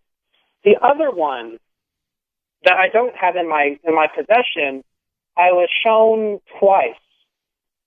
Well, this sample, it was yellow, almost like a bumblebee color, like what you would picture a bumblebee, like yellow. It was a bright yellow color, but it was hollow in the center. It felt like it was hollow or like a honeycomb type of texture. And if you tapped it on a desk, you could feel that it wasn't, so it was hollow. Well, the townspeople, the 2 people that showed us the samples wouldn't tell us where they got this from. But we also talked to those geologists and showed them pictures of this sample. And I also sent you pictures of it too, but nobody could tell us exactly what that is. We talked to a man that worked at the smelters in the town of McGill, which is near the next town up from Ely going north. And he said that he dealt with sulfur for years and years working at the smelters, and he said that he didn't think that it was sulfur. So I don't know what that sample is. But I was... Well, generally, Jeremy, I've found that if you have a sample of something that is really anomalous, I can guarantee you that somebody will come along, a Linda Moulton Howe or somebody at that level who is interested in real science, and if they find that it's anomalous, they will get it to the right labs, I can promise you. I know, I think they wanted like $3,000 or something like that to look at a similar sample from the Kingman UFO crash. I know he said he paid for it out of pocket. So after hearing that, I didn't even... listen, make no mistake, Jeremy. It's going to cost money to get it tested. What I'm saying, though, is if what you have is really anomalous, trust me, the people who count will find a way to get the money to get it done. No problem. Yeah. Are you willing to allow the sample to be tested? Yeah, I'm willing to get it tested. I just don't know if I want to give away the whole sample. I'll give like half of it or something. That'd be fine. I want at least a piece of it to keep for myself. That'd be fine. I've received similar material, Jeremy, and I did exactly that. I kind of pieced it out for testing, and you'll hear a future show we'll do with Linda Moulton Howe that will give you some of the results from that testing. At any rate, let me assure you, as we go into a break, that it can be tested, that the right people will come along and test it for you. All right, good evening. My guest is Jeremy Meador from Las Vegas, and he has been investigating a alleged crash in Ely, Nevada, back in 1952, July 7th of 1952. Now, thus far, we're talking about witnesses who have seen what? Aliens with pincers? There were possibly as many as 16 bodies. He has had a Men in Black sort of experience on the phone, I would say, more than in person. He has interviewed people who actually saw other people, and some of this is pretty important eyewitness stuff, actually crawling on a UFO. Crawling on a UFO. It destroyed some train tracks, turned them into virtual pretzels, he said. It's coming out in sort of starts and stops and spurts, the story, that is. But when you consider the totality of the story, and you consider that there's actual physical evidence to be examined, as well as a crash site, it adds up to quite a story. Now, it is coming out sort of in somewhat disjointed pieces, and some of that may be my fault for asking early questions, or questions that should be asked later, early. However you want to look at it, I don't know.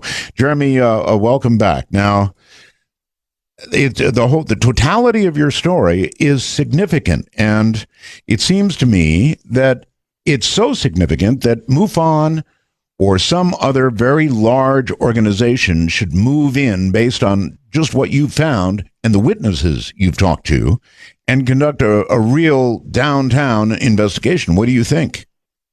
I actually contacted MUFON, and they weren't interested. I already sent them 4 or 5 emails talking about my material, and really, they haven't showed any interest. Did they say why? I don't really know. I don't know if they don't believe me or what. I know I talked to Stanton Friedman and I talk to him all the time about it. He finds it really interesting. I guess. I don't know. I don't recall what the Nevada chapter's leader, what his name is, but I sent him a couple emails. There's like a secondary email on their website. I wrote them, and they never really replied back. So I don't know. It seems like they're not very interested, or I don't know exactly what's going on. Has anybody, in a real investigation, for example, Jeremy, you would bring an artist or some sort of artist to a witness, and you would say, look, what did this creature look like? And you would attempt to do an artist drawing. You would do, the normal stuff that investigators do. Has there been any representation to you like that? Anybody who's drawn what they saw? Nobody's drawn anything. Nobody. Every time I usually ask if I could have them draw a sketch or if I could have them talk on camera, most of the time, I don't have any sketches, by the way, but most of the time they're afraid that somebody's going to contact them, or I don't know, most of the time they don't want to have their story out to the public a lot of the time. Okay. Yeah, I do understand that. People are very reluctant to talk about this kind of thing, and for probably pretty good reason. But, gosh, it just begs to have more investigation. I guess you've been doggedly pursuing it, right? Oh, yeah. I pretty much eat, sleep, and breathe Ely for the most part. Really? Yes. What else was I going to say? I found the story to be really interesting. I'm kind of surprised that nobody else has really found anything like nearly what I found. I don't know. I don't know exactly why. I don't know if very many people haven't tried to find it, or if they just looked for that one specific time frame in August, or what the deal is. You said in August? Well, they said it was August on the internet, but it happened in July. It was the 1952 incident. So I don't know if they were all looking in August, and that's why they kind of gave up if it wasn't in August, or what the deal was. Well, 1952 is a long time ago in one way and not very long in another way. As I mentioned, if people have seen creatures, people have been climbing on a UFO, these are things that would be passed down through generations. Mm-hmm. And there'd be a story. Let me just sit on my knee here, and I'm going to tell you about the time I climbed on a UFO, that kind of thing. So those stories really are going to be around. Now, you've heard some of them, but holy mackerel, this is a pretty big deal. And Jeremy, did the military, when they did come in, did they cordon off the area? What did they do? You told me about the train. What about the craft itself and so forth? Well, I know they picked up the craft with a giant crane, and they hauled out the craft. He said that I guess they weren't allowed to go back to work on the railroad for I don't know how long. He didn't really say. He said they weren't allowed to go back to work for a while. Mm-hmm. So I guess they stopped the trains going through. Claude House, the man that got scared when we asked him about UFOs, and his story that he actually told Ed Pierce of the Reno News, he said that the actual freeway was cordoned off. So from judging by that, I never heard anybody else say that the freeway was cordoned off. I don't see why it wouldn't be, but I guess apparently they kept the people out of the area, at least on the railroad. And judging by Claude's story, apparently they closed down the highway too. Okay. Because he said that many people say that they were told that a small plane had crashed in the area. Is what they were telling everybody. That'd be the usual story, sure. So I don't exactly know how long they kept that story up, but like I said, it wasn't reported in the newspapers, so I don't exactly know how they were getting that message out at the same time. Okay. Have you pretty much stuck with the Ely crash, or have you been involved in ufology otherwise? Well, funny story, really.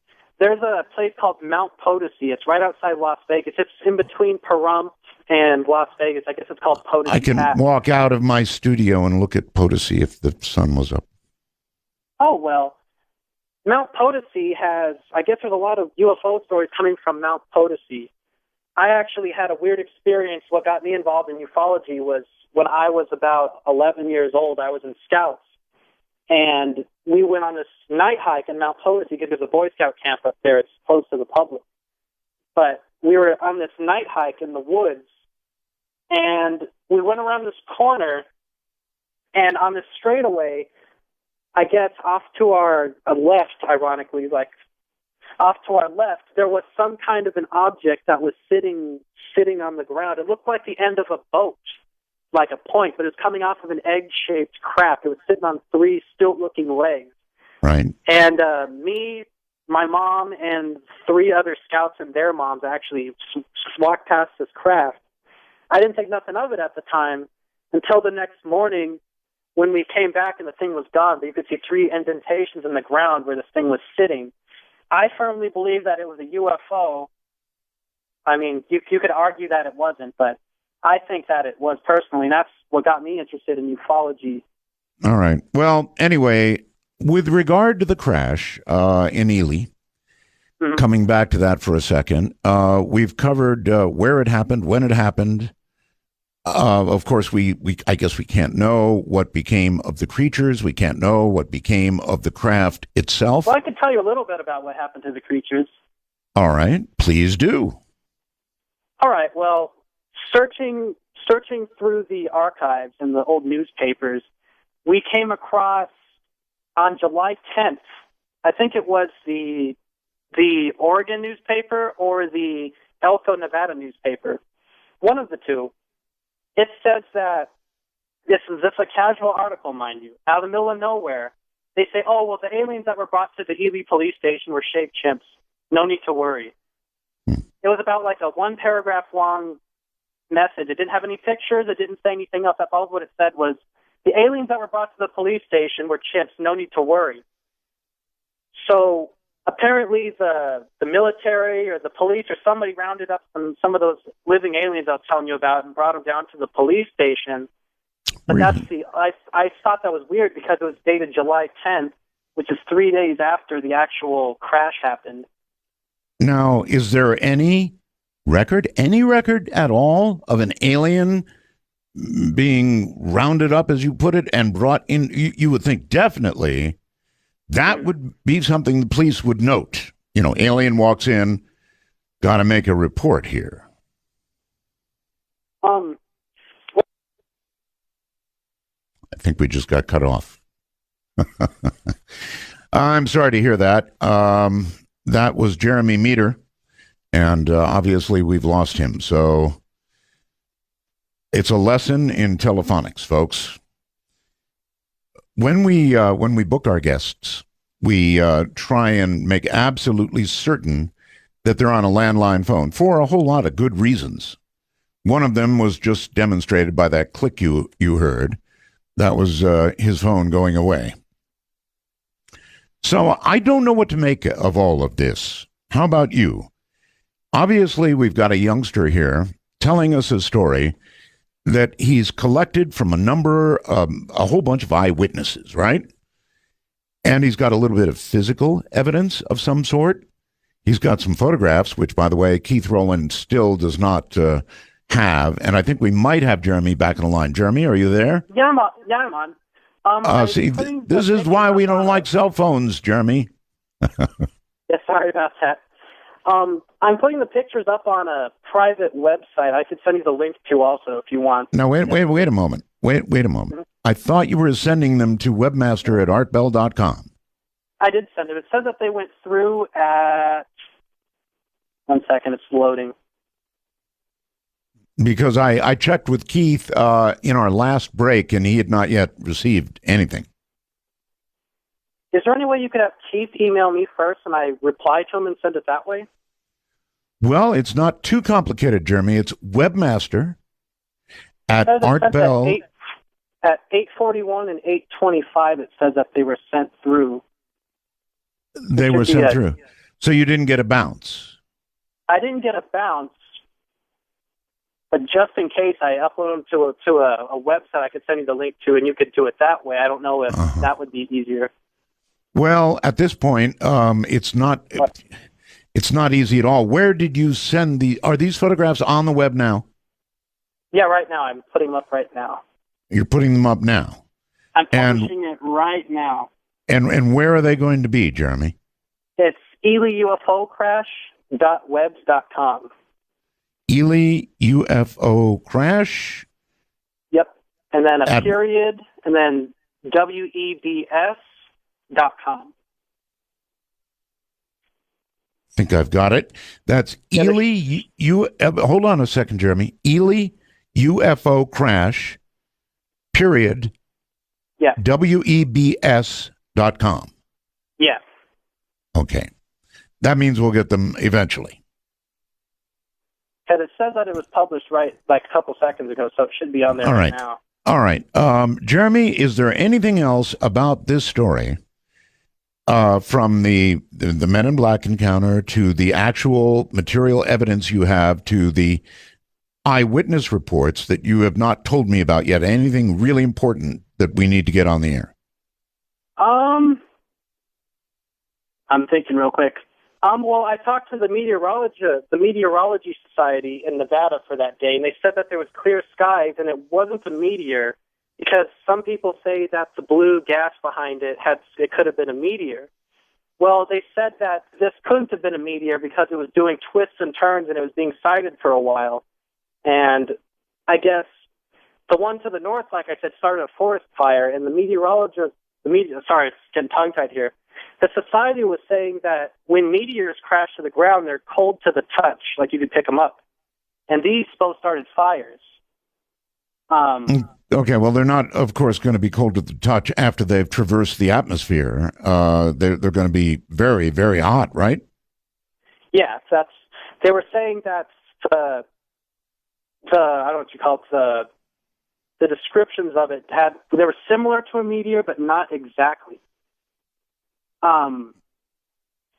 Well, something I would like to say was the crash in the 1970s, or the UFO landing, is separate from the 1950s incident. And the video that was on your website, that's a news station did, that's actually a combination of both kind of put into one. Their facts are kind of mixed up on there. Okay. All right, so they didn't quite get it right. Yeah. Well, something else I'd like to mention is civilians and Project Blue Book both say that there was B-36 bombers flying low over the crash sites, like right after they happened, I guess. The one to the north sooner than the one to the south, but I guess there were these B-36s flying around, circling the area. That's something else I found was pretty interesting. All right. Is there anything further to be seen up there? If somebody goes into the Ely area now and finds the site that you talked about, are there still things to be picked up and to be seen? If you go to the site that's near McGill and Cherry Creek, there are rocks similar to the one that I was given out there. I didn't want to take all of them, but there are similar rocks out there. I don't know. Okay, we're having trouble with our connection now. You still there? No. We've lost Jeremy again. So sorry about that, Jeremy. I think we're going to call it at this point, and we're going to go to unscreened open lines. So go ahead and back there in Washington, open up the lines, and we'll give out the number, and we'll just go to unscreened open lines. Now, obviously, we just had a youngster on the air. And a very enthusiastic youngster on the air. He's been looking at this for some time. I think probably he's on to something, I don't know what. I do know that the physical evidence should be examined. There should be people who would go and speak to the witnesses and get some sort of description of what the creatures looked like. There would need to be a very great deal of follow-up to all of this for us to get it right. So I'm going to open up the lines right now, and we're just going to take some open line calls, and you can talk about anything you want to talk about. If you want to comment on what Jeremy said, you're welcome to do it. Now, I will specify right at the top here that Jeremy didn't quite have it together in the sense that he kind of, I don't know, jumped around a little bit in the story, which made it difficult to understand on top of the bad line, but there's something here. Obviously, there's something here. So, if you'd like to call us, if you'd like to get on the air, remember, if you want to wish me well, wish me back, it's Roswell's, please.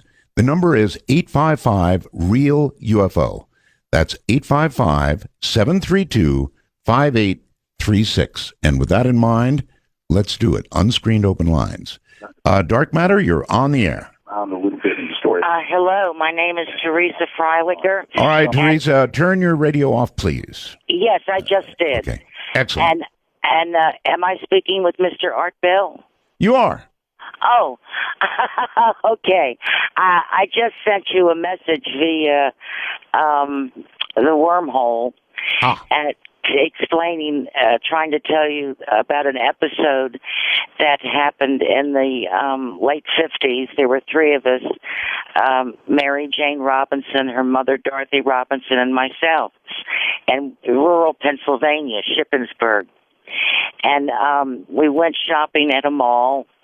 Mary was getting ready to go to nursing school, and she was buying a few things. And the stores closed at 10, and we were coming back to Shippensburg, and Mary hated driving on the Interstate 81, so we always took the rural back roads. And it was a perfectly clear night, a million stars visible, and some moonlight, and it was just, a lovely drive. And out of nowhere, there were these lights that came up behind us, and Mary thought somebody wanted to pass, and she put her arm up out and and said pass, and she slowed down, and they didn't pass. And but they were close, and it was annoying her, so she stopped the car, and she said, I want to find out what's going on. And her mother said, Mary, don't get out of this car. Don't just stop. Let them go. Ignore them. And she said, no. She said, maybe something's wrong. Ever the caregiver, the nurse, Mary. So, and I was in the back seat. Sounds just like a scene out of Close Encounters of the Third Kind. No, it wasn't. No, I don't think it was. But at any rate, I got out of the car as well, and I'm like, I guess Mary was 18, and I was 14. So I got out of the car also, and so I was on the passenger side of the car. Mary was on the driver's side of the car, and she walked to the rear of the car, and I was already pretty much there. And there was this object, and there was no lights at this time. When we stopped and got out of the car, the lights were gone. And you couldn't even see where there had been headlights or anything. It was perfectly smooth. And I'll tell you what triggered this. The other night, last night, when you had the guy on who said that the object that he saw that was black was like a, what did he describe it as? Shoot. But at any rate, it wasn't square. It wasn't oblong or like a hot dog or anything like that, but it sort of had a rise in the center from the top as though it rose. The bottom appeared to be flat, and the sides were curved but very smooth. So you're saying it was a craft? It was a craft. Yes, it was a craft. Of some sort. Yeah, okay. Yeah. So, but there was not a sound at all, Mr. Bell. Not an engine, not a hum, not a nothing. Absolutely. All right. So there are the two of you are standing there looking at this craft, and you should have been scared out of your minds at that point. Well, no, because we didn't feel threatened. I mean, I actually touched it. Really? And I mean, I was so fascinated with it because I didn't know what it was made of, and in later years I came to realize or think that it was like titanium. It was perfectly black, and the moonlight made it look shiny. But it was okay, well, we don't have a lot of time here. So what happened? Did it take off? Did you take off, or what? No, we did not take off. And Mary's saying, hello, did you want to talk to us?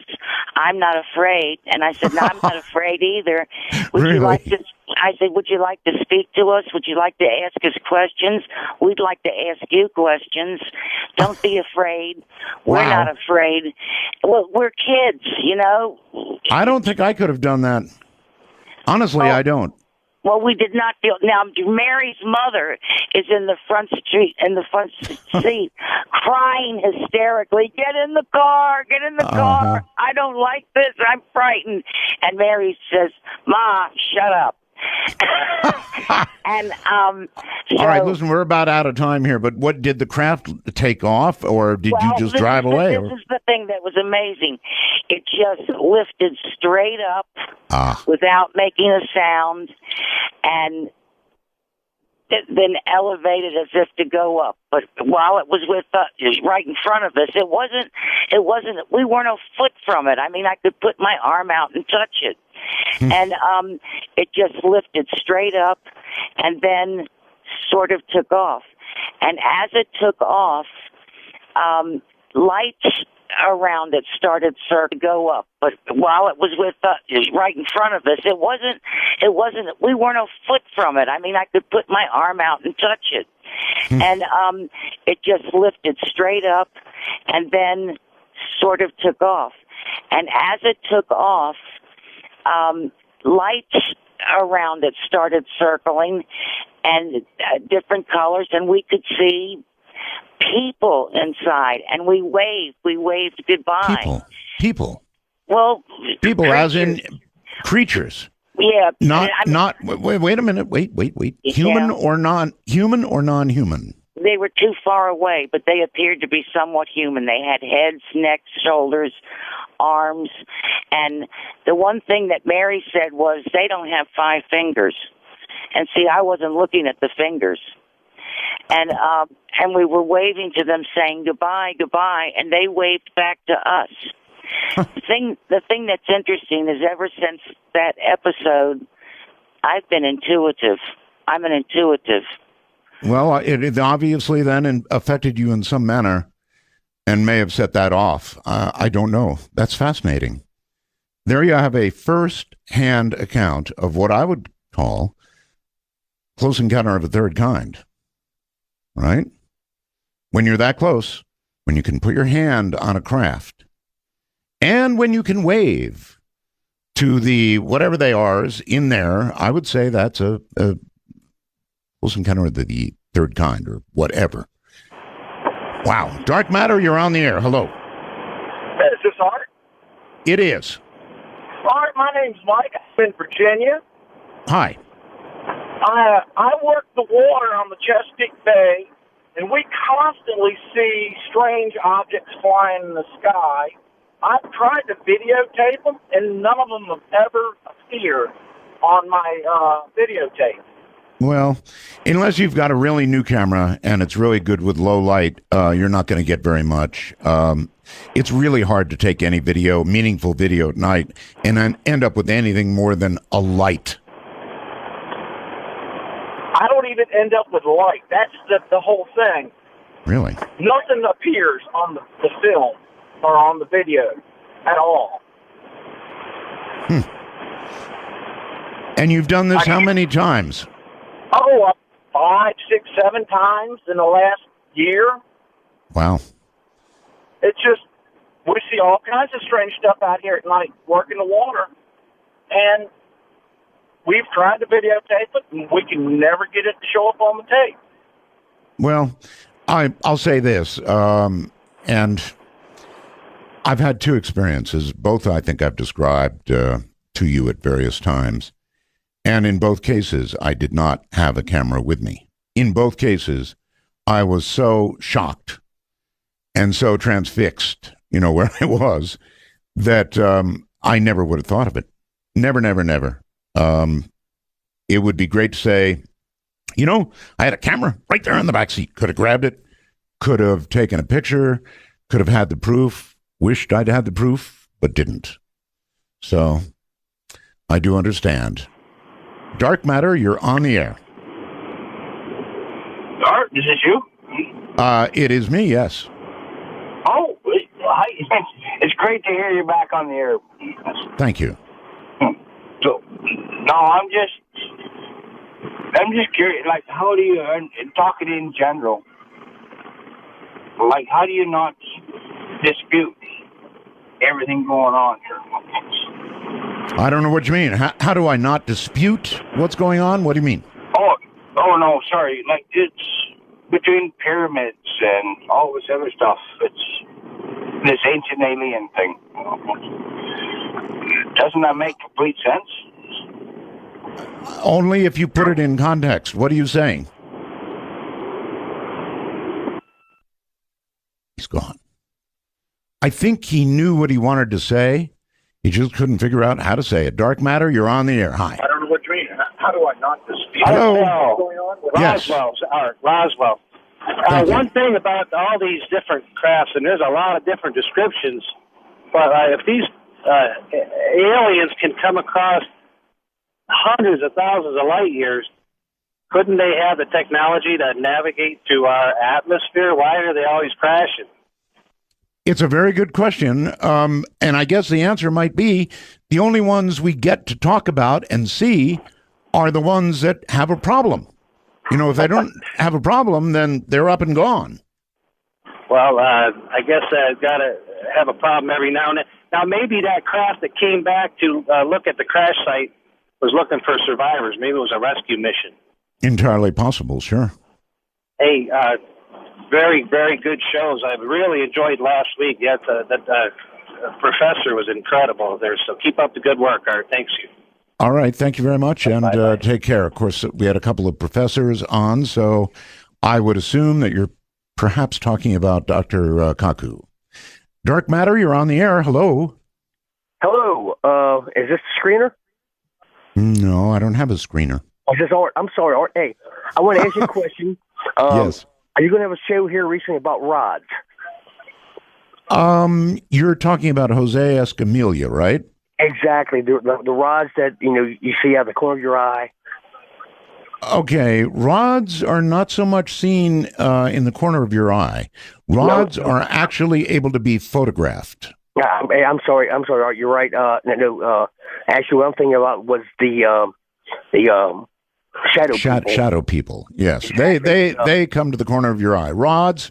Rods are the white streaks that you can. Yeah, they're moving very quickly.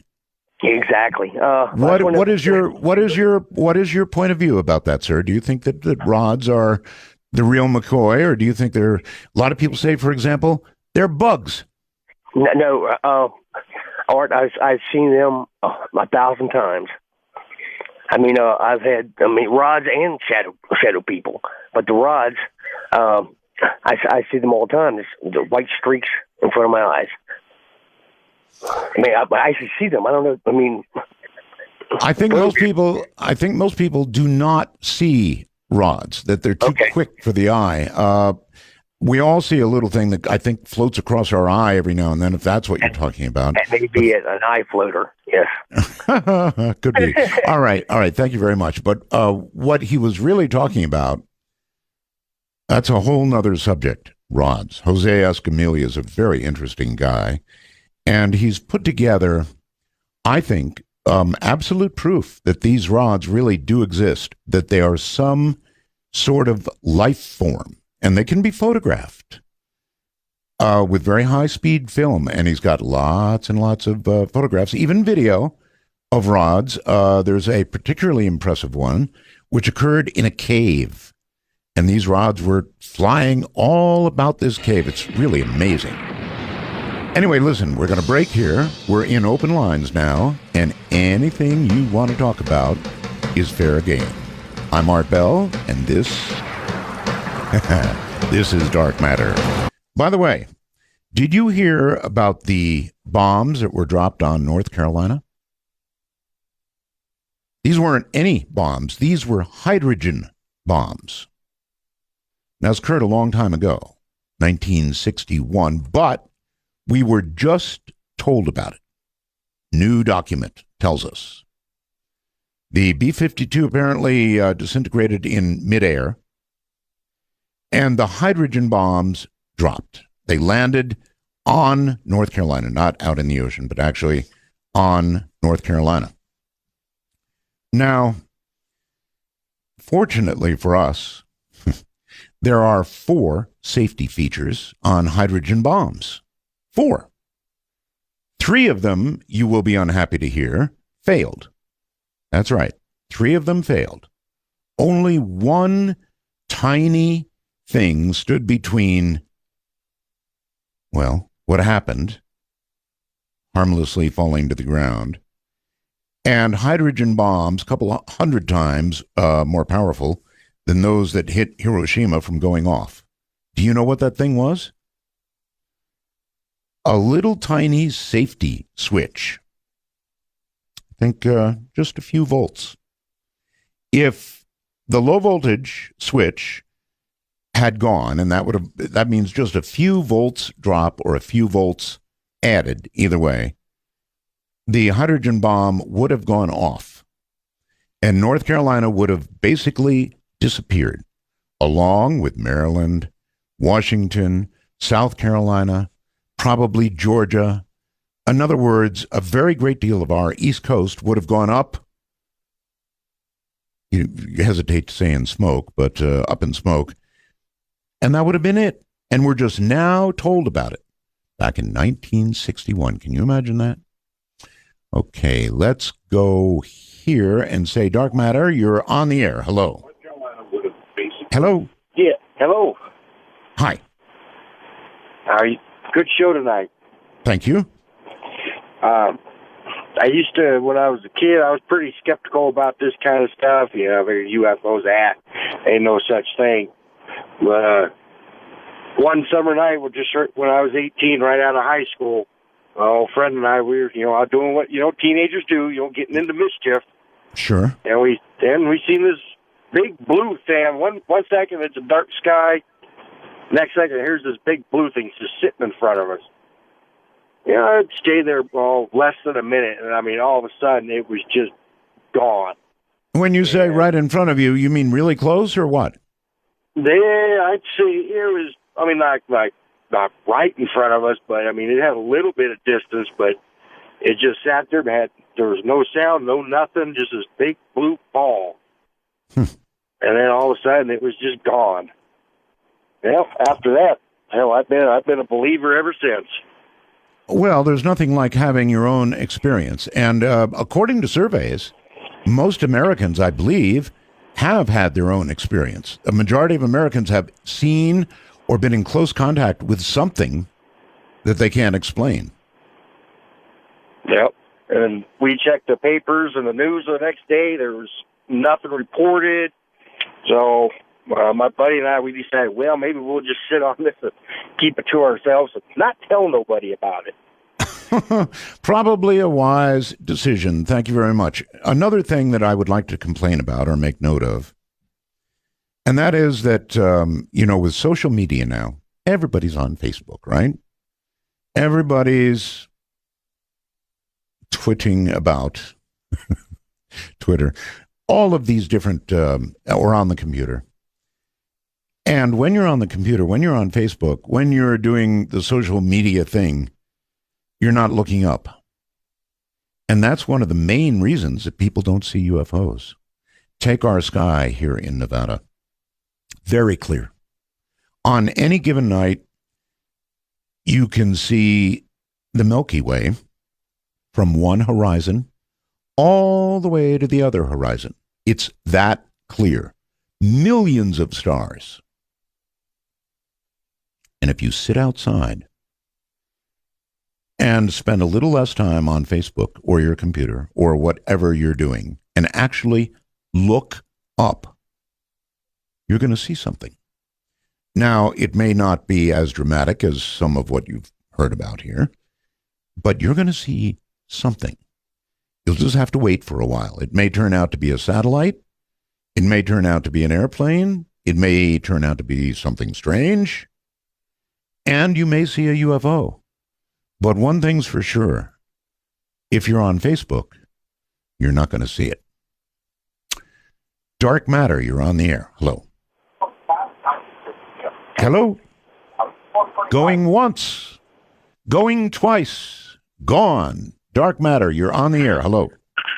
Yes, am I on the air? You are. Oh, wow. Art Bell, right? Yes. Oh, wow. Okay. I never expect I would be on the air ever, actually. Okay. Well, here you are. All right. Awesome. Well, my name's Tony from Dallas, Texas.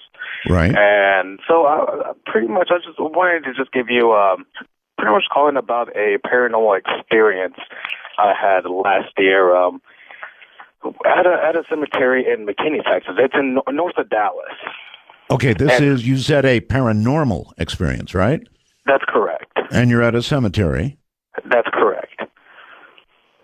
Yeah, so basically me and my girlfriend and a couple of other friends too, we went out to the cemetery called Ross Cemetery in McKinney, Texas.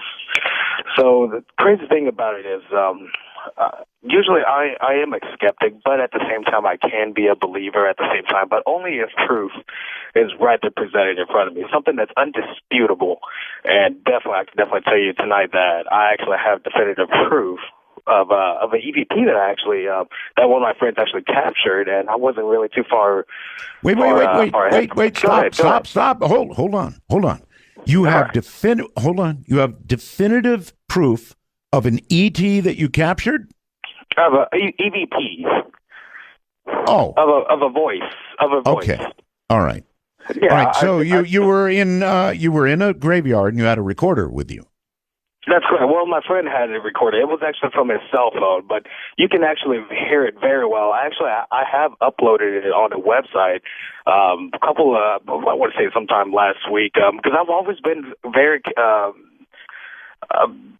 scared. Honestly, that's the way I felt. I've always been kind of very scared, kind of shied away to see if I could put out paranormal evidence out to my friends. Okay, what you're talking about is you're talking about an electronic voice phenomenon. That's correct. You were in. Okay. Do you have it with you right now? Yes, I do. I can actually email you the link, whatever email I can send it to, or. I was going to say, just play it. Let me hear it. Okay. All right. Yeah, sure. Let me just grab it real quick. Yeah, go ahead. Give me we're going to do it. Yeah, I'm waiting. I'll wait. We will do a show on EVP, electronic voice phenomena. And this man went to a graveyard, and apparently somebody had a recorder going on a phone and captured what you're about to hear. Right, here it is. Right here. Let me just go ahead and skip over to the last minute, because it's a 3-minute and 39-second EVP, but let me go and skip over to the last minute of it, because you could definitely hear it. Look for something that says something, whispering, come out and play. Here it is. All right.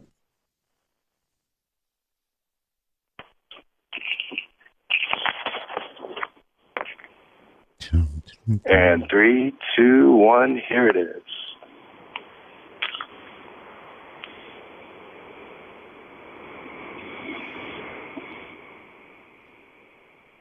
All I hear is hiss. Did you hear that, Art? No. Let me try it one more time for you. Follow me. Okay. All I heard was hiss. Let's see. Oh, I did hear it. I did hear it. Again. Yeah.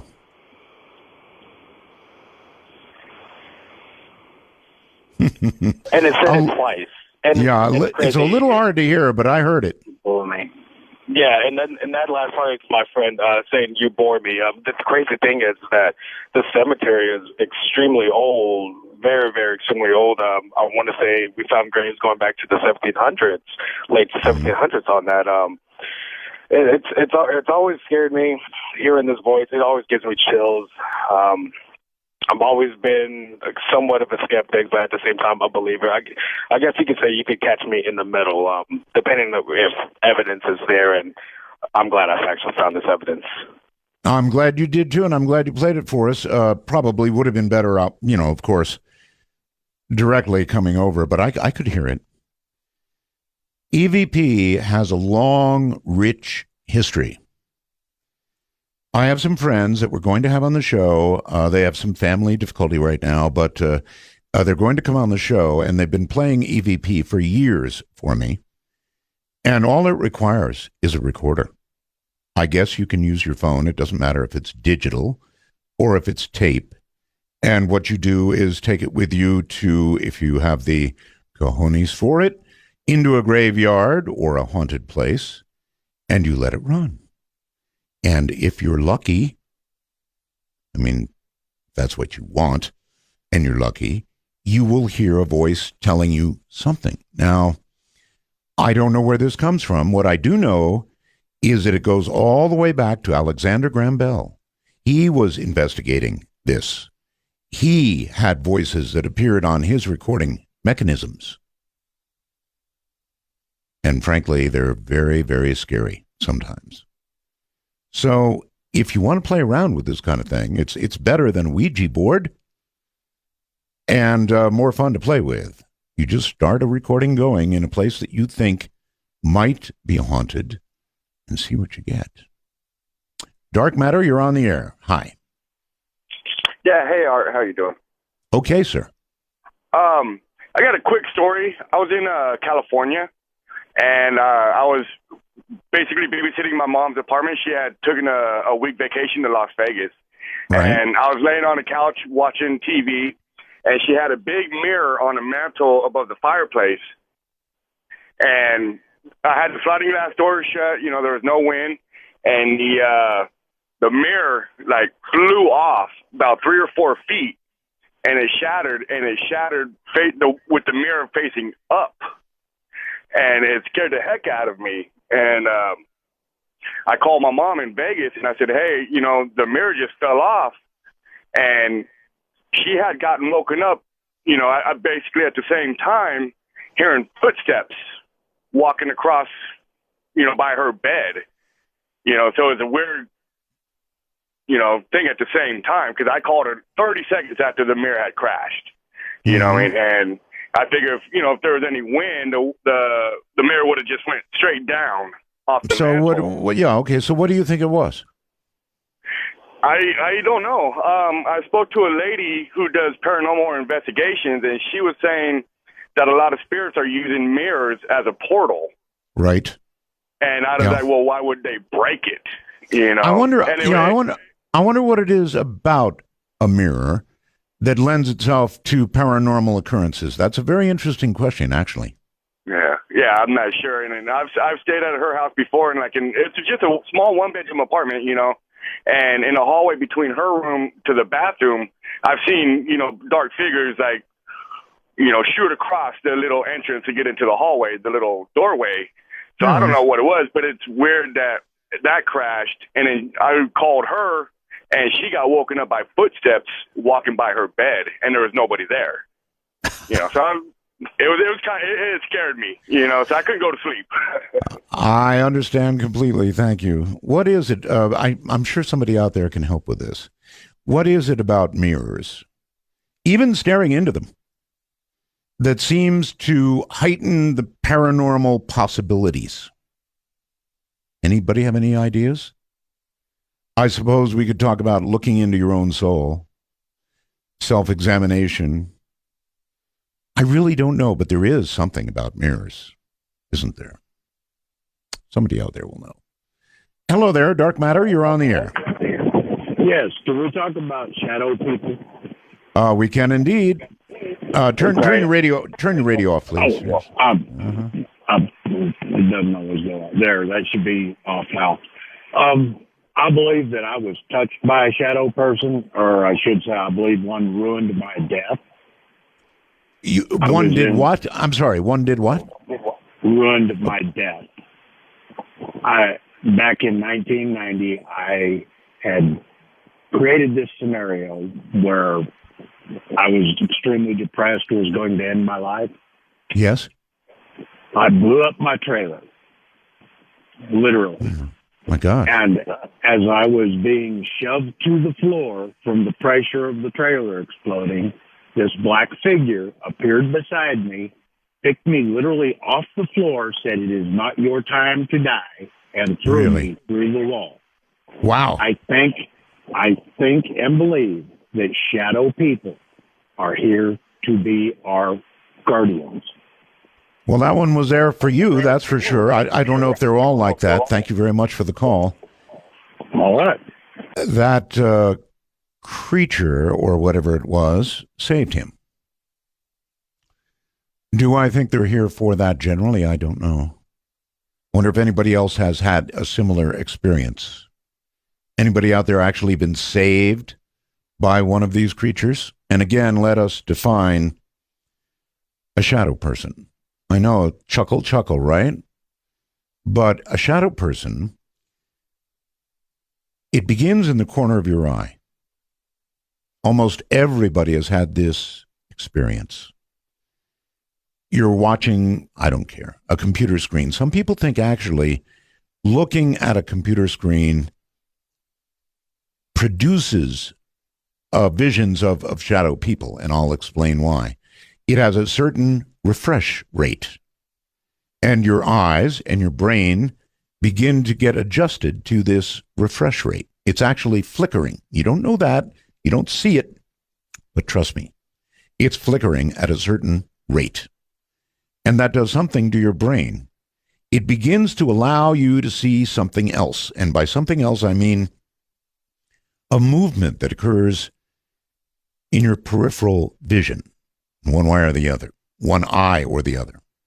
And you see something move quickly across that peripheral vision. Not directly, although there have been certainly sightings of shadow people directly. But these generally are in your peripheral vision. And as for me, I'd just soon have them stay there. At any rate, that's what the gentleman is talking about. Pretty scary stuff. Shadow people, peripheral vision. Surely you've seen something in the corner of your eye, right? Wonder what it was. And hello there. Dark Matter says you're on the air. Hey, is this Art Bell? It is. Hey there, Roswell. Thank you. All right. Hey, my name is Brian D. And I just need some closure on something. Okay. All right. Now, when I was young, maybe about like 8 years old, I had a little thing that went on with me as a child, as far as like the house. I don't know that I was living in or whatever was going on, but a lot of like strange things used to happen to me, and my mom used to like beat me and stuff like that because she didn't know like they strange things like what? Well, she used to say I used to sleepwalk, but when I was a child, I used to like get up. Things had me pulling me out my bed, had me walk around touching four corners of my bed. I couldn't stop. Things used to like open my doors. I'm walking through my house in the middle of the night. Like a force had me going down the steps all the way through the living room, the dining room, down into the dark, part of the basement. I'm seeing white things flying around me and all this stuff. In the back of the basement, it's like a red light. We never had a red light in the back of the basement. It was always a green light. And it was a furnace be back there, and the furnace would like breathe. And it was like a force that had me coming to the, it's like I snap out of it, and I start running up the steps, and it's like something would like be grabbing me and pulling me back down the steps. And somehow, some way, I used to run upstairs and make it back into my room. And I used to always tell my mom this stuff, and my mother would never believe me. But she knew something was going on with me, and she didn't like the fact that I used to tell my like my aunts and my uncles and them and they used to joke at me and laugh and say I was crazy and stuff. So one day we had an incident where my little cousin and his mother came over our house, and me and my cousin in the hallway playing with this orange basketball, and he passed the ball to me. The ball bounced off me, went down the first flight of steps, then went down the other flight of steps. Now, we argued about who's going to go down there and get the ball, and I already knew that strange things was going on in the house. So we both went down the first flight of steps. We turned around, and there's, like, this guy, I call him Mr. Hyde, like the Dr. Jekyll Mr. Hyde. Like yes. Mr. Hyde. And he was dressed up in all black and white suit, with this white, with the black hat, with the little white band going around it, and he was holding the basketball in his hand, and he had the other hand, which is like, and it was like telling me to come here. And you were how old then? This was when I was like 8 or 9 years old, and a force was making me come down and start making me go down the steps, and I couldn't stop myself, and I'm turning back, looking at my cousin, and he's sitting there just looking at us. And I'm going down the steps. I got so close to the thing. His eyes was pearly white, was pearly black. I could see my own reflection off the guy. I remember this stuff always vividly to this very moment because nobody helped me with like what's going on. And anyway, and I'm afraid listen. There's no way I'm going to be able to give you closure in a situation like that. I'm sorry that happened to you, but in terms of my giving you closure, not going to happen. That sounds like the sort of thing that you would run by, a hypnotist who would regress you and try and find out what actually happened.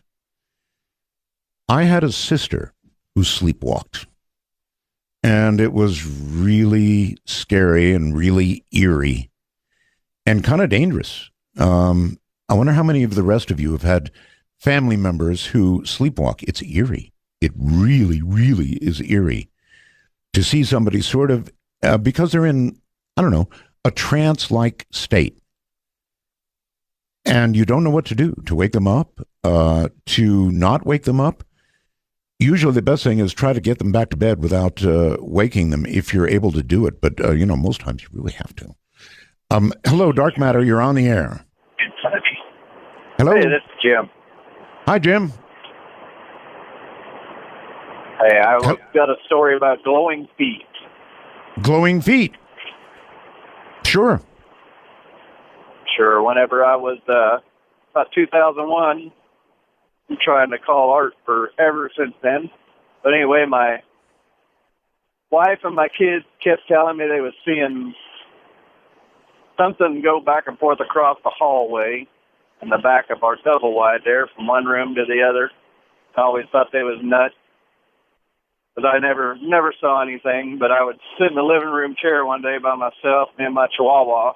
He jumps out of my lap, runs down the hallway, just barking with his hair raised up. I still don't see anything down there. But I did see a light under the door. But my wife swears to God she called me when I was on the road one night that she saw the glowing feet go from one room to the other. Mm-hmm. So I went back there with my children, and they have covered their mirrors up in all their rooms because they're also convinced that that's where they were coming from. The mirrors? Yeah, the mirrors. And we no longer live there, and we no longer have any problems like that. But the whole entire time we lived there, my kids were terrified to stay in a two-back bedroom.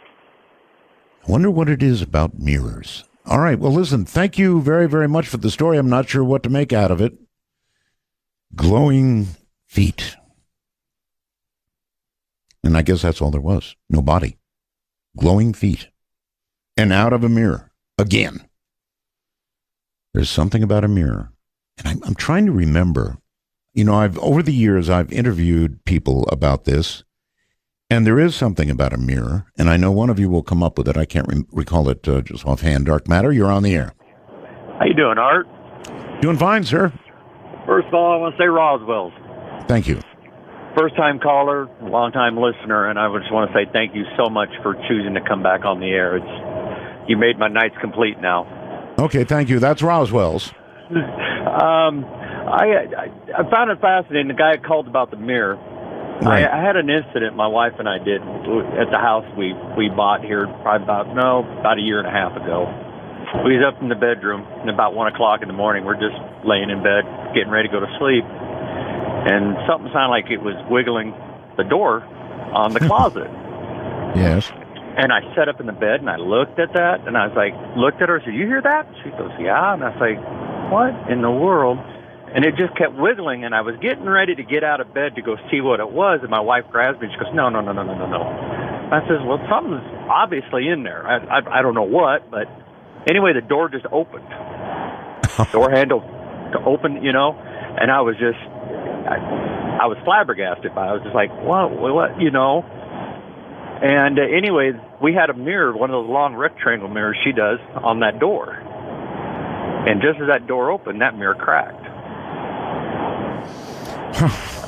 And I wonder what it is about mirrors. Do you have any thoughts? There's something that has to do with paranormal and mirrors. I don't know what it is. I don't either. The gal I talked to, a paranormal specialist, she said that, she said basically the same thing. She says, I can't quite describe it, but she says, I believe that they use like some sort of like a portal for it, And my wife and I are, this just happened roughly, I would say, 3 weeks ago, and we just kind of been tossing around because she's like, I really like to come over to your house and do some, EVPs and stuff like that, and then my wife's just kind of like, I just particularly don't think I want people in my house overnight, but I was like, I think it'd be cool just to find out. I guess it would. I really don't know. Here's a way to think about it. EVPs are creepy.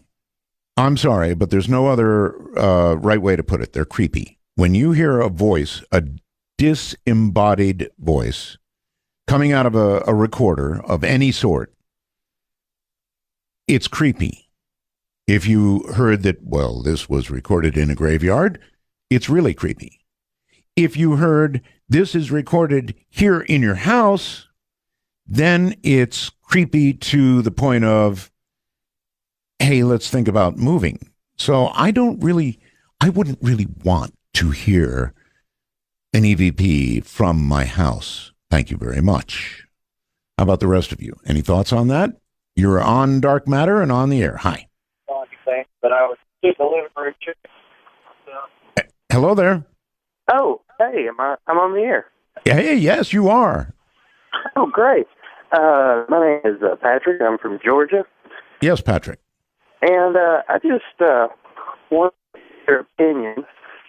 You're breaking up, Patrick. You're breaking up. Oh, can you hear me? I hear you, but you're every now and then breaking up pretty badly. Oh, I'm sorry. Can you hear me now? I do. Okay, thank you.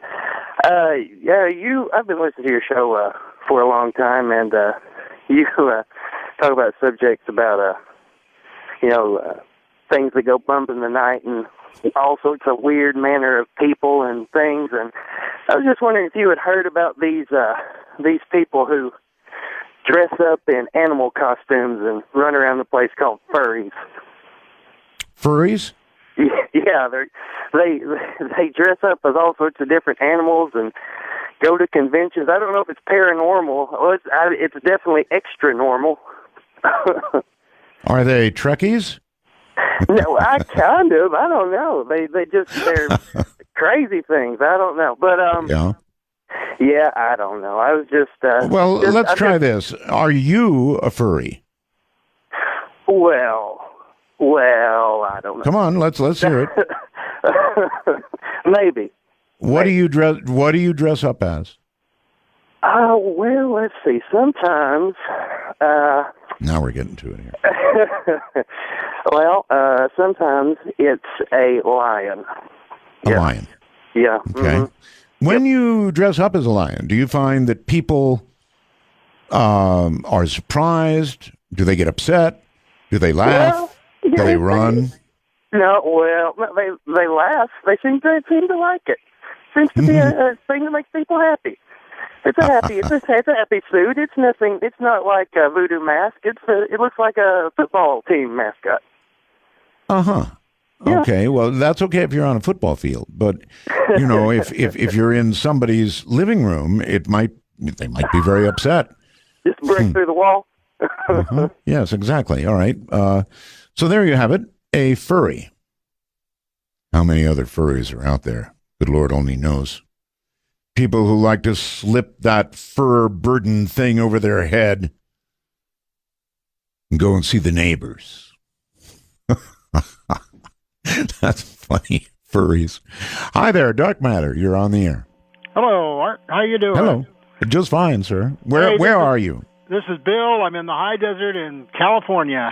Okay. I need to start asking people where they are. Okay. Go ahead. That's where I'm from. Anyhow, I know all about Ely, Nevada.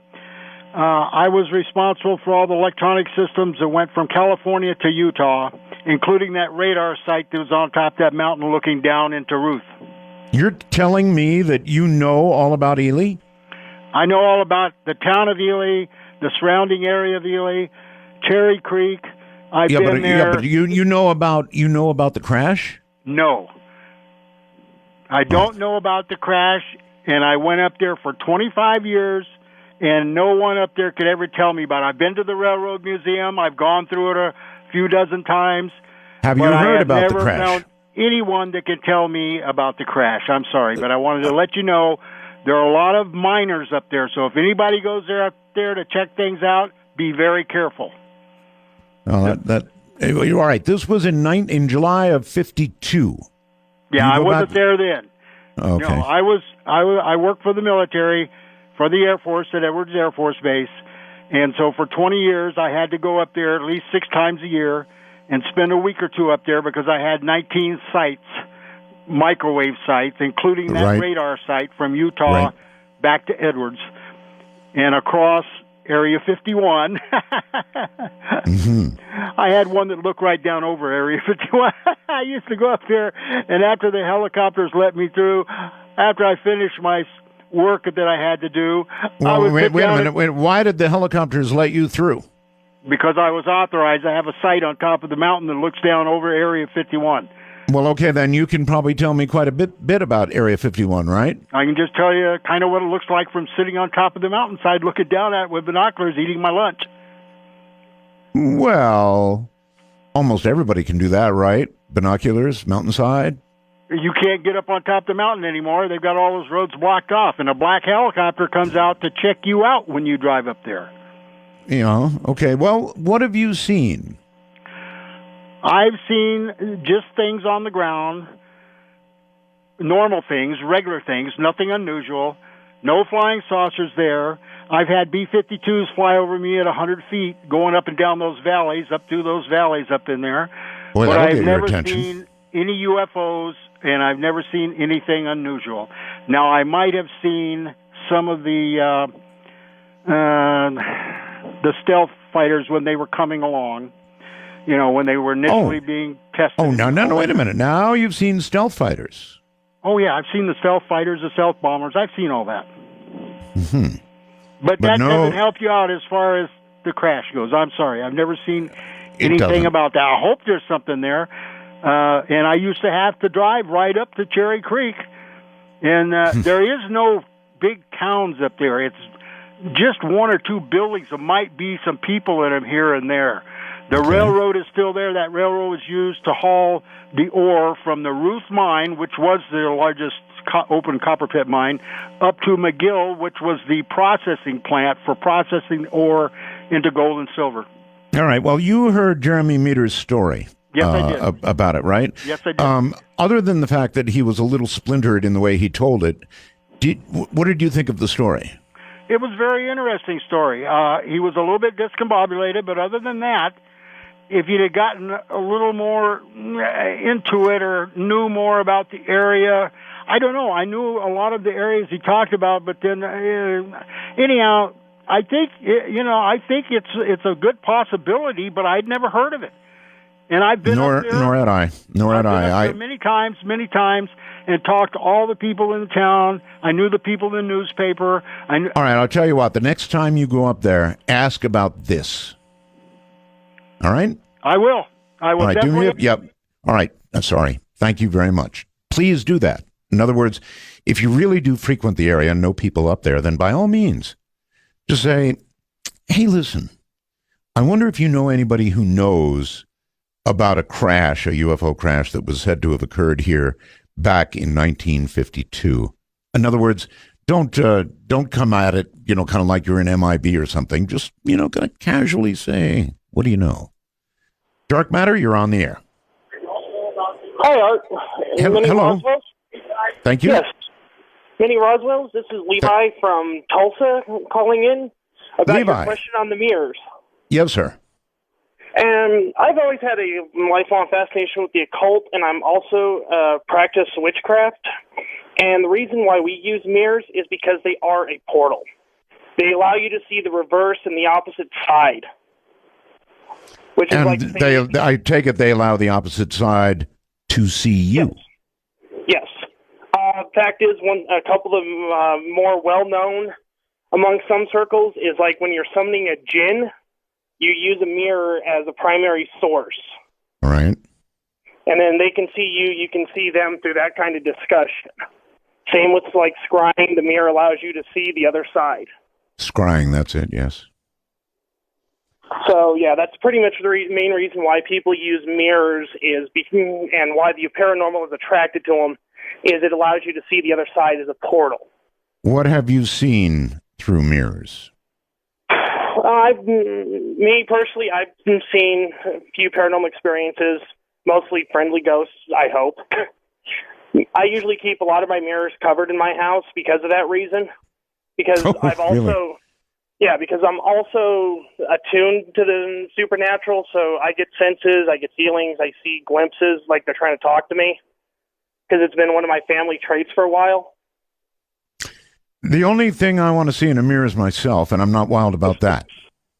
Yeah, if you're not open to it, or you tell them they're not welcome, usually they don't come to the mirror, but you have to reinforce that they only come when you want them to, otherwise... I'm going to try and remember that. Uh-huh. In other words, mirror, mirror on the wall, don't show me anybody else at all. You could do it that way. Usually when I'm dealing with them, I just tell them in a firm voice, please leave, not right now, and usually I don't have to worry about them after that. All right, well, I'll certainly keep that in mind. Thank you very much. You're welcome. Bye. Mirror, mirror on the wall. No, thank you. I've seen it all. Don't want any moving figures, no wispy figures, no ghosts, no goblins. Sure, what we're talking about right now, sort of a little bit of everything. It's called Open Lines. It's called Unscreened Open Lines. So anything that you want to talk about is fair game. That's what it's really all about. That goes with me. Hi there, you're on Dark Matter. Hello, Mr. Bell. Great to talk to you, sir. Great to talk to you. Sounds like you're moving right along in a truck. Oh, yes, sir, I am. Yes, sir. Down here in Texas. Okay. I wanted to ask you about, back about 15 years ago, you had a recording supposedly from hell. And I had wondered if maybe you could replay that because it really affected me a lot. And I really wanted to hear about that again. You really don't want to hear that, do you? Well, not necessarily, but I remember it had a terrible effect on me, and it seemed like something I'd heard before, and it was really and it's troubled me. I mean, I still remember it from 15 years ago when I was like a kid. Right. Are you really sure you want to hear that? In the dark, in the nighttime, in a truck, in Texas? Well, yes, sir. If there's some kind of explanation to what it is. I mean, if that's... All right.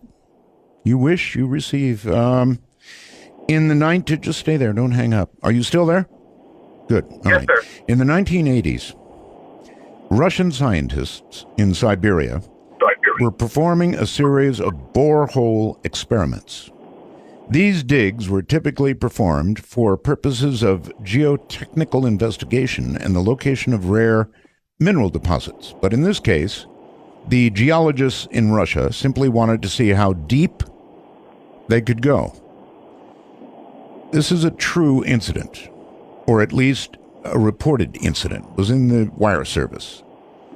Their experiment began without incident, but when their drill reached the 9-mile mark, that would be deeper than anyone had ever drilled before, its rotation became erratic. They had apparently drilled into a hollow opening underground. Inside the cavern, temperature sensors read upwards of 2,000 degrees Fahrenheit. It was then they decided to send a microphone down to gather more data. The microphone only lasted about 30 seconds in the heat of the cavern before malfunctioning. But in those 30 seconds, the scientists caught something incredible on tape. Yes, sir. I remember it very clearly.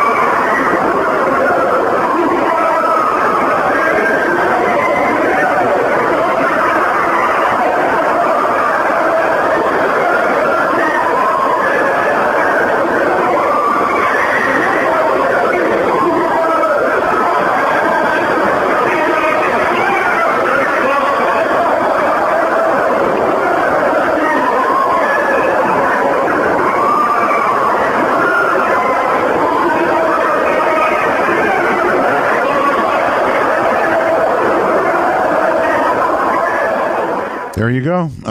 That's it. You really sure you wanted to hear that, huh? Well, I remember it very clearly, but I'd always wondered if hell was maybe more dimensional than something that was just in the middle of the earth. Listen, I don't know what it is. It's horrible, and It's horrible. It sounds like hell I had to me. pull over to the side of the road. Yeah, well, I'm glad you've enjoyed it. Well, I don't know if I enjoyed it, but thank you so much, Mr. Bell, and thank you so much for coming back. One quick question. Yes, sir. You figure that's where you're headed? No, sir. You sure about that? Yes, sir. Absolutely. Makes it easier to listen to then. Okay, thank you very much for the call.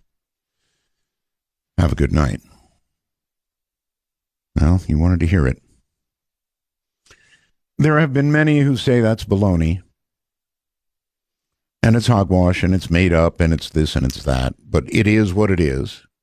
Same recording from years ago. It was a legit wire story, and it may be so much hogwash, or maybe not. You decide. Dark Matter, you're on the air. Hello. Hello, Art. Hi. This is Ward calling from Running Springs, California. Hey, Ward. Hey, I wanted to say Uber Roswell's and 51s from Belgab. Uber Roswell's. I got to say that. Thank you. That's fine. And thank you for saving us from 10 years of snoring on the radio. I wanted to actually tell you that, a lot of us have been living on your old shows in MP3 format. And you've discussed some things in there that you talked about, but you really didn't go into detail. So could you discuss, I have 3 questions for you here. Any of your closet experiences, any of your red-eye experiences, or any Wait a minute. One thing at a time. What do you mean closet experiences? Well, you said you were really afraid as a kid of the closet door being open, and you still can't sleep with the closet door open. I don't. I close the closet door. But I've never had any really negative experience, and the reason is because I close the damn thing. Well, what about your Ouija board story or red eyes? Ouija board I won't talk about. Red eyes are awful. Absolutely awful. I mean, the worst thing that you could see in the dark, in the night, would be a pair of red eyes. If you do see them, then probably you're headed for, well, you heard what I played there a minute ago, right? Yeah, frightening stuff. Mm-hmm. Appreciate the call, sir. Thank you, Art. Thank you, and take care. I've always been ill-disposed to red eyes. Red, glowing eyes. As a matter of fact, there was a story of a chupacabra. I think it turned out to be a dog. I'm not really sure. But part of the description of what this guy saw, he shot what he thought was a chupacabra. and they're still arguing, I think, about what it was, but it had red, glowing eyes. Don't like red eyes. Dark Matter, you're on the air. Hello. Hi, Art. Welcome back. Thank you. Maker Roswell's to you. Excellent. I've got an EVP story for you. Okay.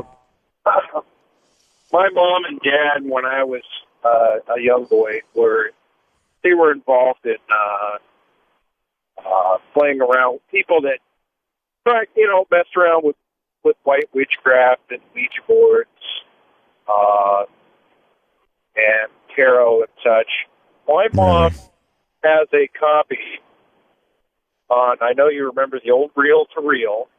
Sure. She played it for me during one of these sessions, I guess that they were with their friends. And on the tape, you could hear, the only way I could describe it would be in a whisper, but a loud enough whisper, but not I would say, evil. And you could hear two things being said, saying, shut the door and leave the key. Shut the door and leave, and leave the key? Leave the key. Those were the only two things you could hear. And from the time I heard that until now, it still gives me the chills. I've never heard any other EVP before. I just tuned into your show tonight, and I wanted to share that with you. Well, why were your parents messing around with stuff like that? My mom was on a spiritual journey. She tried everything. TM, S,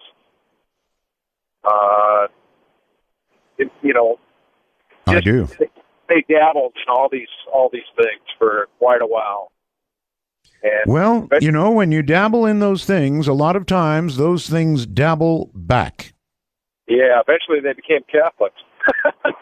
Really? So, yeah. Interesting road. Yeah. Interesting road indeed. From witchcraft and dabbling, as he put it, to Catholicism. As unlikely a road as that sounds like, I get it. In other words, if you dabble enough and you get into dark areas to the degree that you become a believer in things dark and things, dare I say it, evil, then I would think at some point in your life you would turn from that to what you would think would save you. Does that make sense? Certainly does to me. Prove one and you've proven the other, kind of like Richard's white bird. Hello there, Dark Matter, and you have arrived. Art? Yes? This is Mike from... Mike, please turn your radio off. It's off. It's off. Okay, thank you. This is Mike from, dang it, shut up, from Modesto, California. Mega Roswell Dittos. Thank you. Wanted to ask you a question. Yes. I have a cat, and I'm going to sound crazy because I'm not a nut, but this cat sits on numerous occasions looking up at the ceiling and following something. Now, I know Oh, yes. Oh, no, you're not crazy. I've seen it all the time with my cats. They see things that we do not. There's no question about it. What do you think they are, Art? Something that, given the opportunity, would grab your neck and rip it out. Oh, my God, I got the cat here to save me. Or maybe just a bug going across the room. Yeah, I look for insects, but there's none there. I got another question for you. I was looking at the Sea Crane advertisement, and I noticed you standing next to a King Air 350. Are you a pilot, and is that your airplane? Not even a little bit of a pilot. My big experience in the air, sir, was crashing in a hang glider, breaking my arm. Oh, well, so much for piloting. Compound fracture, actually, up in Alaska. Holy cow. Mm-hmm. Oh, all right. Well, listen. Thank you. Right. Thank you very much, and I'll briefly tell you the story.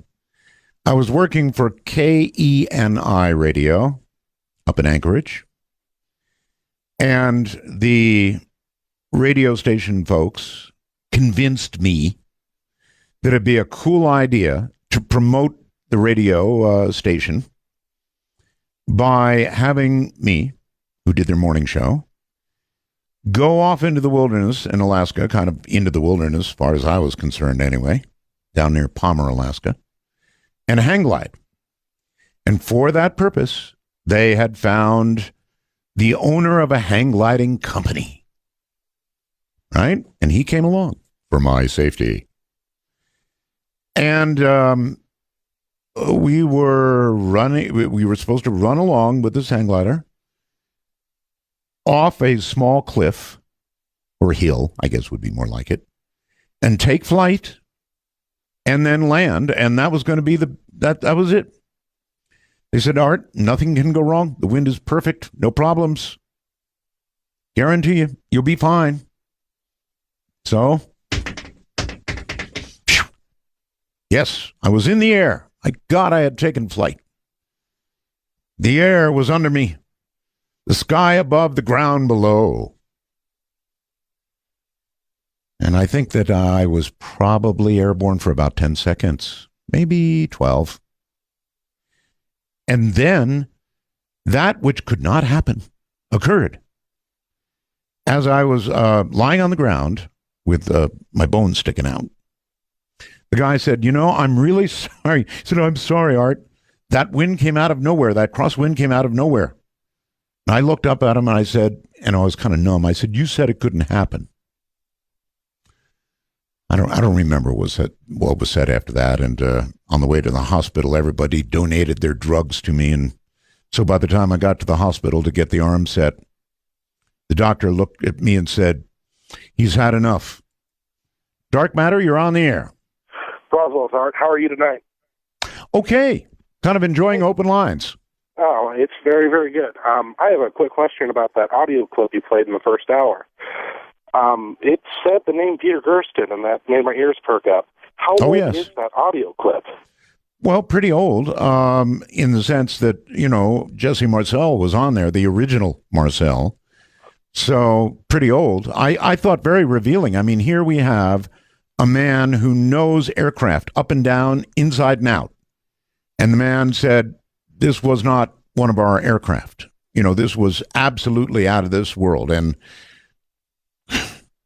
what do you say about that? Well, I just don't know. But I heard Peter Gersten's name, and I actually met him a couple of years ago in Sedona. Sure. Peter Allen Gersten. Is this the same Peter Gersten? Absolutely. Okay. Well, I didn't realize he was involved that much with Roswell. When I met with him, he was really stuck on talking about some of Michael Talbot's theories about the holographic universe, and I didn't even really get the chance to visit with him much about some of his research with the Phoenix Lights and with other UFO cases, because he was really devout in trying to spread the message that we're in a big matrix, and that matrix is breaking down. So I just wanted some clarification from that. Thank you very much. Wait. Matrix. Do you believe that there's any chance, sir, that we are all living in a matrix, that we're all... actually, science is looking at this right now and getting ready to try and test for it. I mentioned this to professor we had on. I've heard that over the air the last couple of days, and I think that the answers are definitely out there. I went down to Sedona for a Indigo Children gathering here on 11/11 of 2011, and that's when I got to meet Peter. And the whole week that I was down there, I got to see a lot of things around all the different portals and everything else there that would really indicate that something's breaking down. So there's more than meets the eye here. We're definitely crossing over to a different dimension. That's kind of what I feel that the whole 2012 movement was us moving into that new paradigm where we can see new things like that. So. All right. I really appreciate the call. Thank you. How many of the rest of you think that we are living in some sort of matrix? Yeah, sure. I saw the movie like everybody else. But science is seriously considering this matter now, that we're in a matrix, that is to say. I've got quite a bit of material on it here. But I don't have to say much more than I've just said. How many of you have wondered whether we're actually living in a matrix? How many of you have seen some sort of evidence that you would cite that we actually are in a matrix? In other words, we're all puppets walking around in a pre-planned universe. And that if somebody were to throw the right switch, the pre-planned universe would effectively disappear and we'd be somewhere or somewhen else. Dirk Matter, you're on the air. Hello. Yes, sir. Hi. Turn your radio off, please. Always first. Everybody do that. Okay. All right, there we go. Okay. Okay. First, I'd like to say first-time caller, and I really enjoy your show. I've listened to it off and on for years. Finally, I have a satellite radio, and I can hear you clearly now instead of the AM stuff. Isn't that nice? Oh, it's wonderful, wonderful. Every chance I get, and I'm up this late, I'm an over-the-road driver, and every time I'm up this late and I get a chance to tune in, I do so. I've always frankly thought, I know they have trucker shows and stuff like that, but I've always thought that we had more listeners in trucks than the trucker shows had. I have no doubt about that. Your show's very entertaining. It gives food for thought on all sorts of subjects that, you don't consider every day. And I really appreciate you doing this. It's really entertaining, keeps me awake, and I really enjoy it. As far as what you were talking about earlier, about whether or not I thought there was a matrix or something, right. I don't feel like that. I have had one experience in my life that I know to be true. I used to. I guess I could entertain the thought of being different dimensions or possibility of spirits or demons or something like that. Well, let's stick with what happened. What happened to you?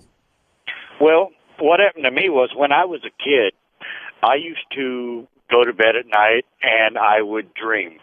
And the next day, everything I dreamed would come true.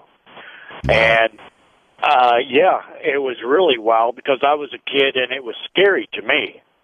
I wasn't old enough to appreciate it, I guess. It scared me more than anything. And I did notice, however, that if I saw an event, it would just be certain events, and a lot of them were meaningless, but if I recognized an event about to happen that I had dreamed of the night before, and I did something different than what was in my dream, then the entire rest of the day was absolutely new to me, and I didn't know what was going to happen. Wow.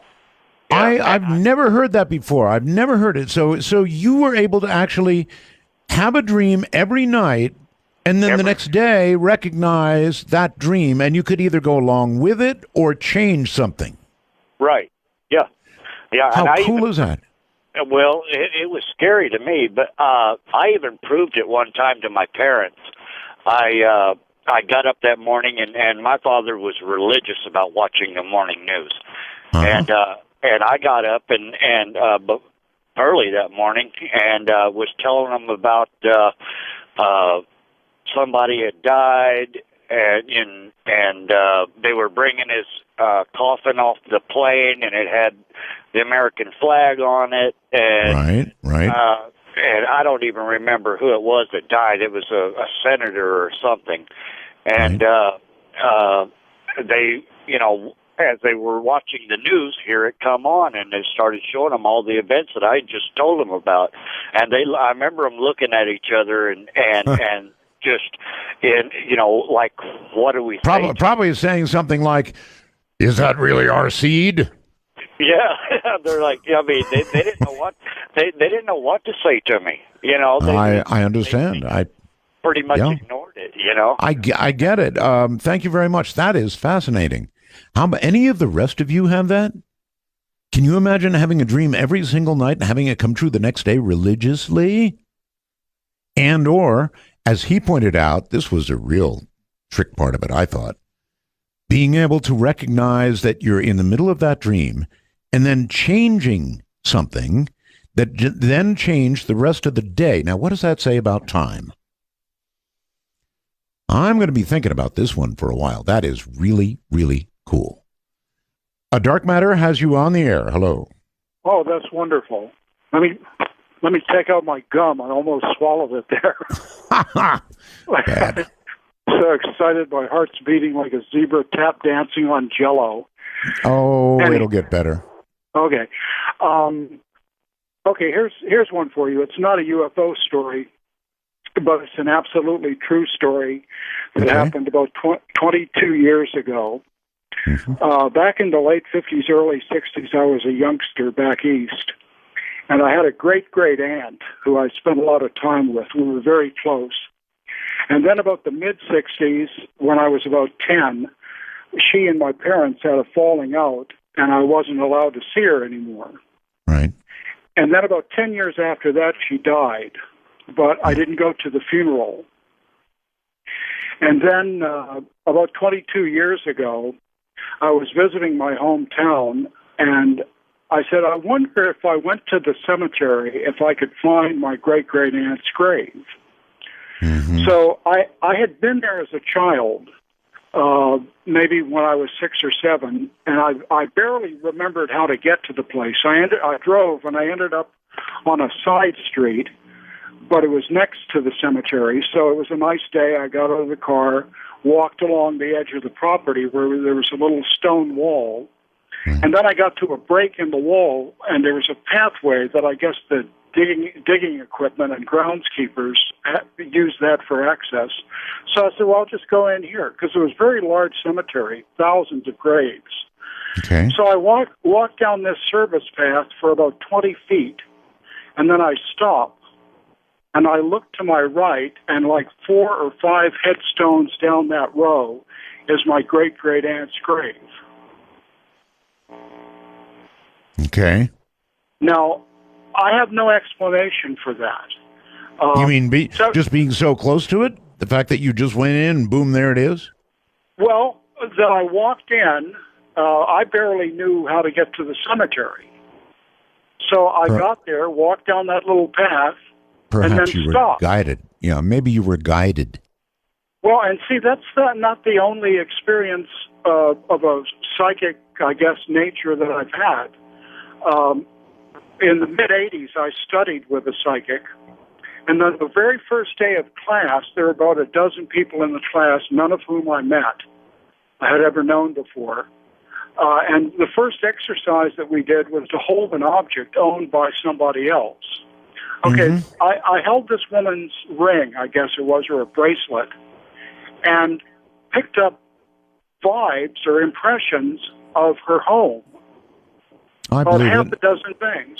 And Yeah, I I believe it, and probably more than that, things about her life and the rest of what might come along with something like that. You can do that. You might try it.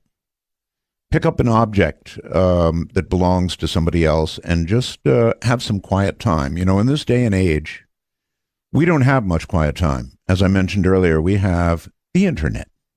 We have Facebook. We have a million different things to occupy our minds, and we have very little downtime, very little quiet time. But if you want to try an experiment, and you want to have some fun, if this kind of thing for you is fun, then give it a shot. Pick up an object of somebody else that belongs to somebody else.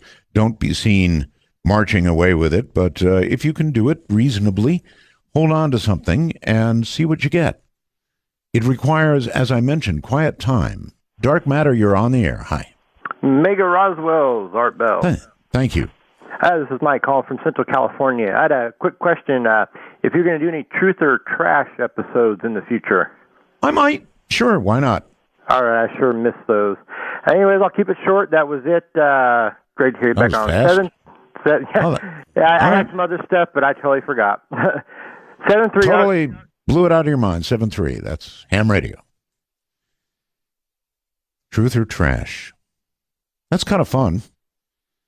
And it's very simple. You simply get somebody who's got a story. You know, it wouldn't be as easy for me because I'm not, I would have to actually screen the calls to some degree myself to get somebody who's got a really outrageous story and let them tell it, and then kind of have a panel of 3 or 4 people to judge whether it's truth or trash, and then have the person come back and, tell the panel if they're right or wrong. It's a lot of fun. You're on Dark Matter. Hello. Hello. No, I guess you're not. Let's try this one. Dark Matter, you're on the air. Hi. Hi, Ross. How to you, my friend? Thank you. 2 things I have to tell you, and one's a complaint. The first thing is, as a young kid, we were throwing snowballs at cars, and it was in the middle of the night, we saw a big, huge orange fireball going across the sky. Wait a minute. Couldn't explain it. When you were a kid throwing snowballs at cars, I think I've seen you, you saw a big orange fireball in the sky?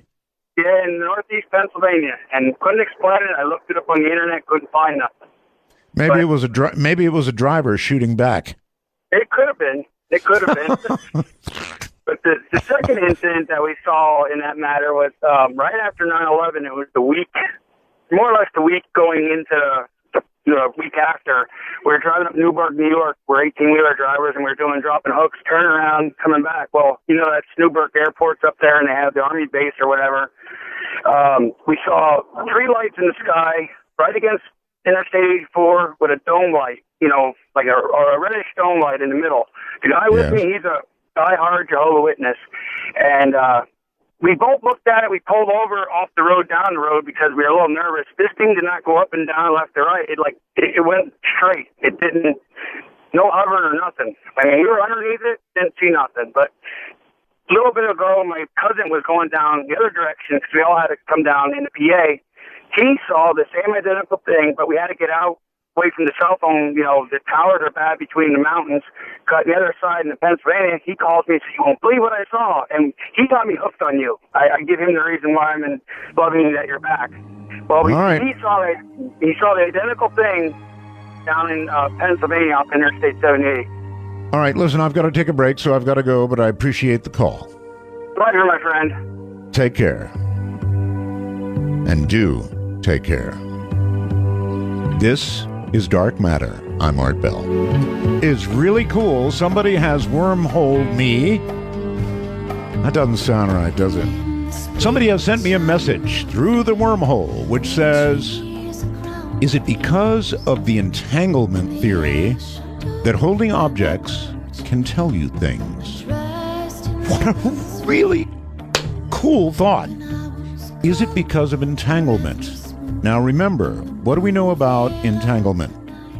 We know it's quantum theory. We know that if 2 objects are made familiar to each other, particles, electrons, which flip and flop, they can then be separated. First, they have to be together, but then they can be separated, well, by as much distance as you would care to put between them, and they will flip and flop in unison from that point forward and forevermore.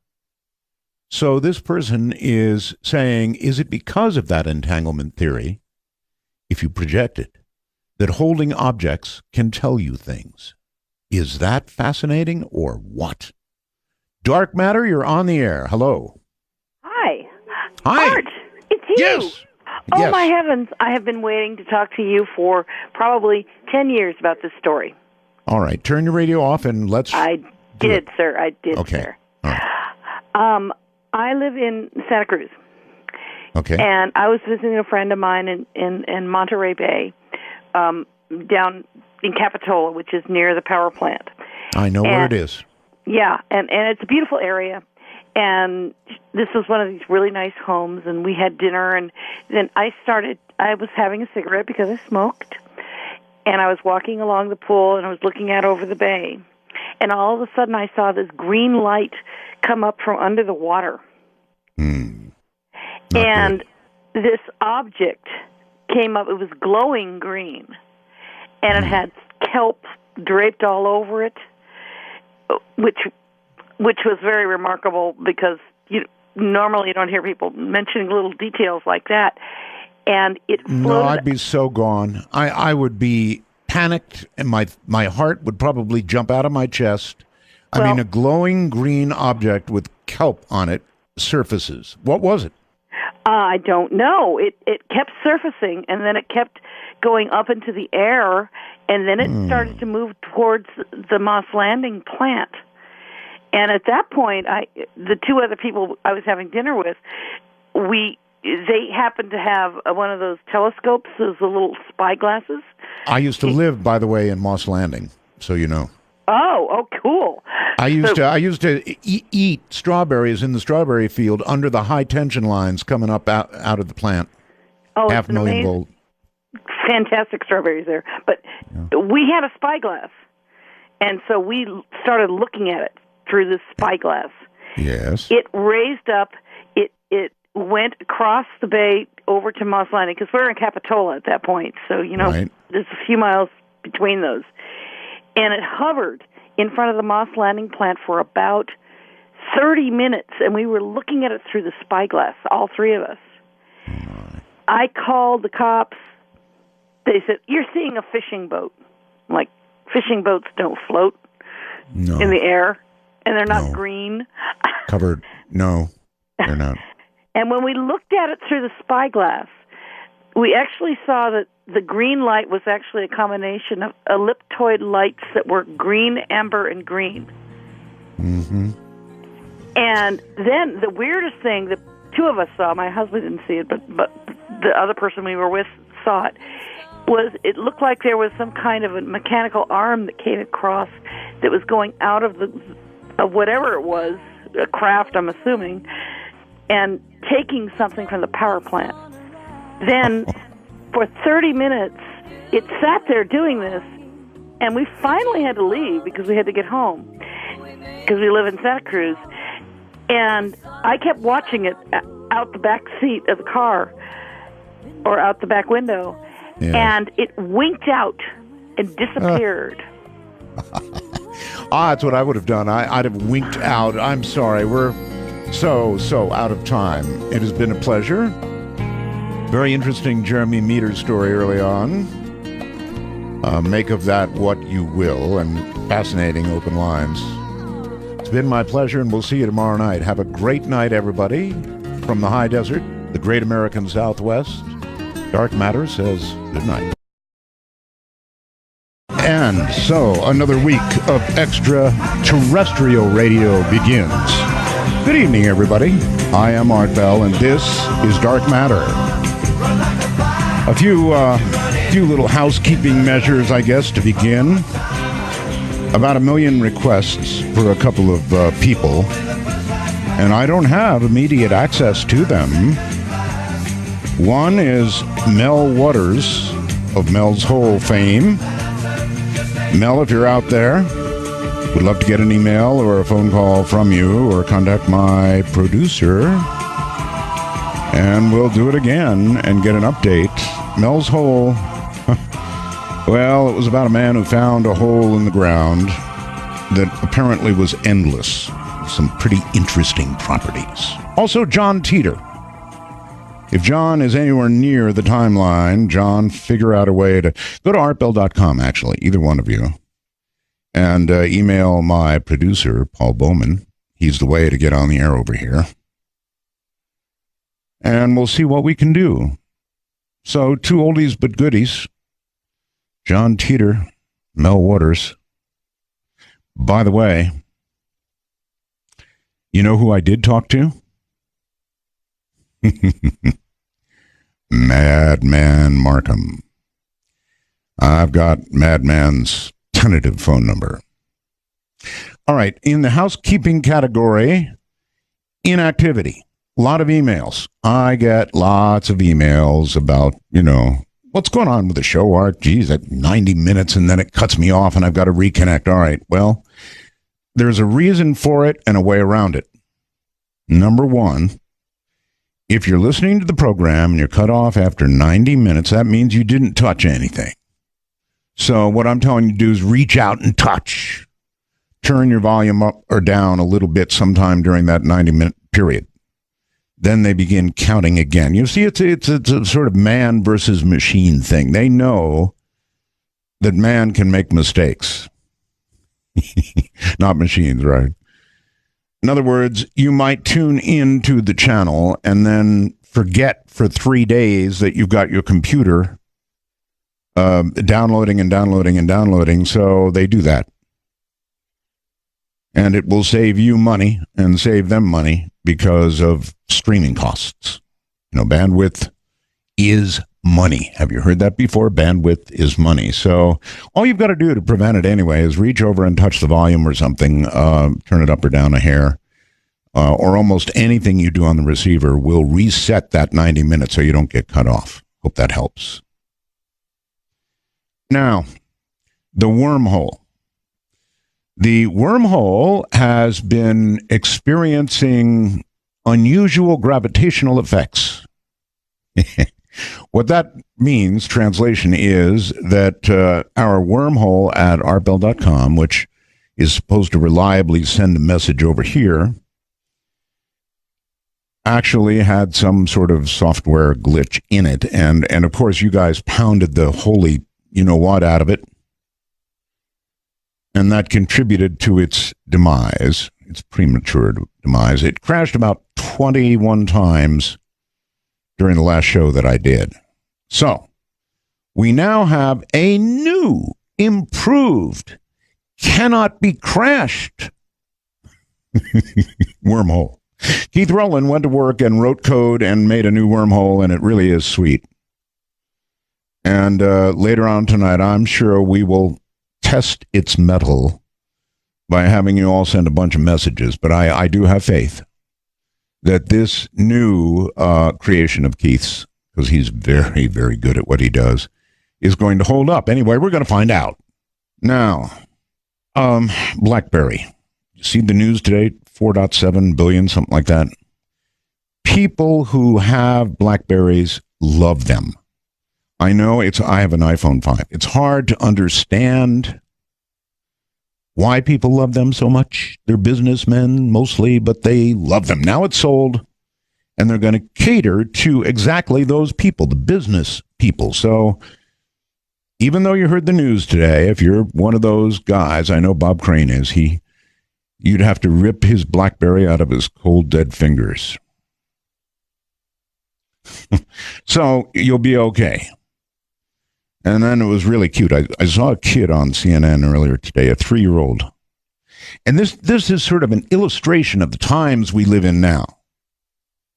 A 3-year-old. Little boy, cute as heck. But mom and dad had just switched to iOS 7, the new operating system for Apple, and he was crying. I don't like it. I don't want it. Just crying and crying and crying. He doesn't like iOS 7. I'm just getting used to it. I don't know how you all are doing out there. Looking around the world briefly, Kenyan's security forces were in what they said were the final stages of flushing out Islamic extremist terrorists from the shopping mall where so many were killed. There are now, and this is really sad, there are reports that as many as 3 Americans may have been among those who attacked the mall. What? Americans? Really? Iran's new foreign minister is going to join talks with 6 key nations trying to rein in the Islamic Republic's nuclear program. That'll be later this week at the UN. Good luck with that. 30 large dolphins beached themselves in Brazil. We'll figure that one out someday. And another government shutdown. Seriously. It's one of the reasons that honest to God, I really don't care very much. I mean, you can't avoid politics entirely. But if there's a reason to do it, it's this. Another government shutdown. I almost feel like saying, who the hell cares? You know they'll come right up to the brink, and then they'll either shut it down or refund it. You know, it's all about Obamacare, I guess.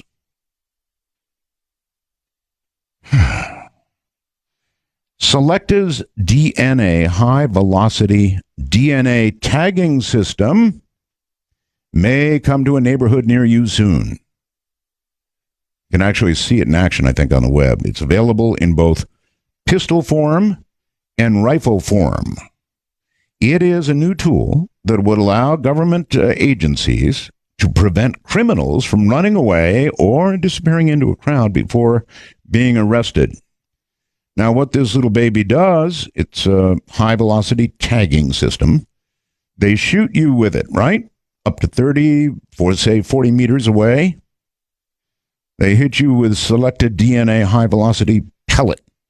It contains a unique DNA code to ensure the correct person is apprehended later.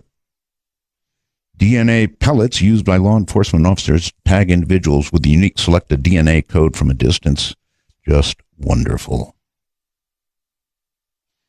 On contact with the target, the uniquely coded selected DNA solution leaves a synthetic DNA trace mark that will enable the relevant authorities to confirm or eliminate that person from their involvement. So in other words, if you're protesting something, and I guess you're getting out of control or whatever, they hit you with this, and boom, you're DNA tagged like that. Incredible. The times we live in. And I can still hear that poor little 3-year-old crying about iOS 7. I don't want it. All right.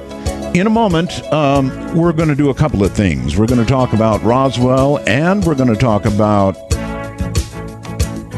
the Nevada Roswell. I'm Art Bell, and this is Dark Matter.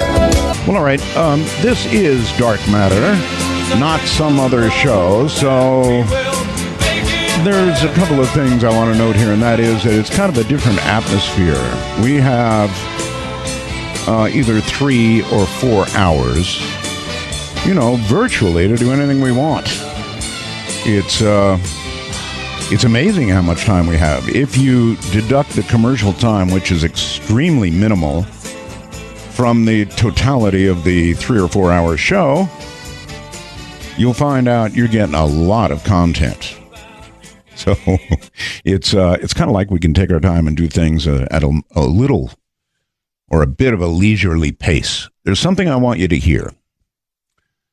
And this is, as you know, well, I guess you know, or you may have heard, that Jesse Marcel Jr. passed recently. A real loss. But I was able to dig up the voice of Jesse Marcel Sr. You know, the guy who actually was there at Roswell. And I thought you'd be interested in a couple of things that he had to say. And it's certainly worth pondering as tonight we delve into what could be a Nevada Roswell, or may have been a Nevada Roswell. Listen very carefully. This is Jesse Marcel Sr. It's pretty interesting stuff. It began in Roswell, New Mexico. Near White Sands and Alamogordo, Roswell was home base for many early tests of atom bombs and guided missiles. Here, also, the practice of military stonewalling may have been perpetrated. The case began when Roswell businessman Dan Wilmot witnessed an amazing object over the town. His son tells the story. This was their home in July of 19. He tells us office I was familiar with just about all materials used in aircraft and air travel. This is nothing like that. It could not be. It could not have been. There you go. That's Major Marcel himself.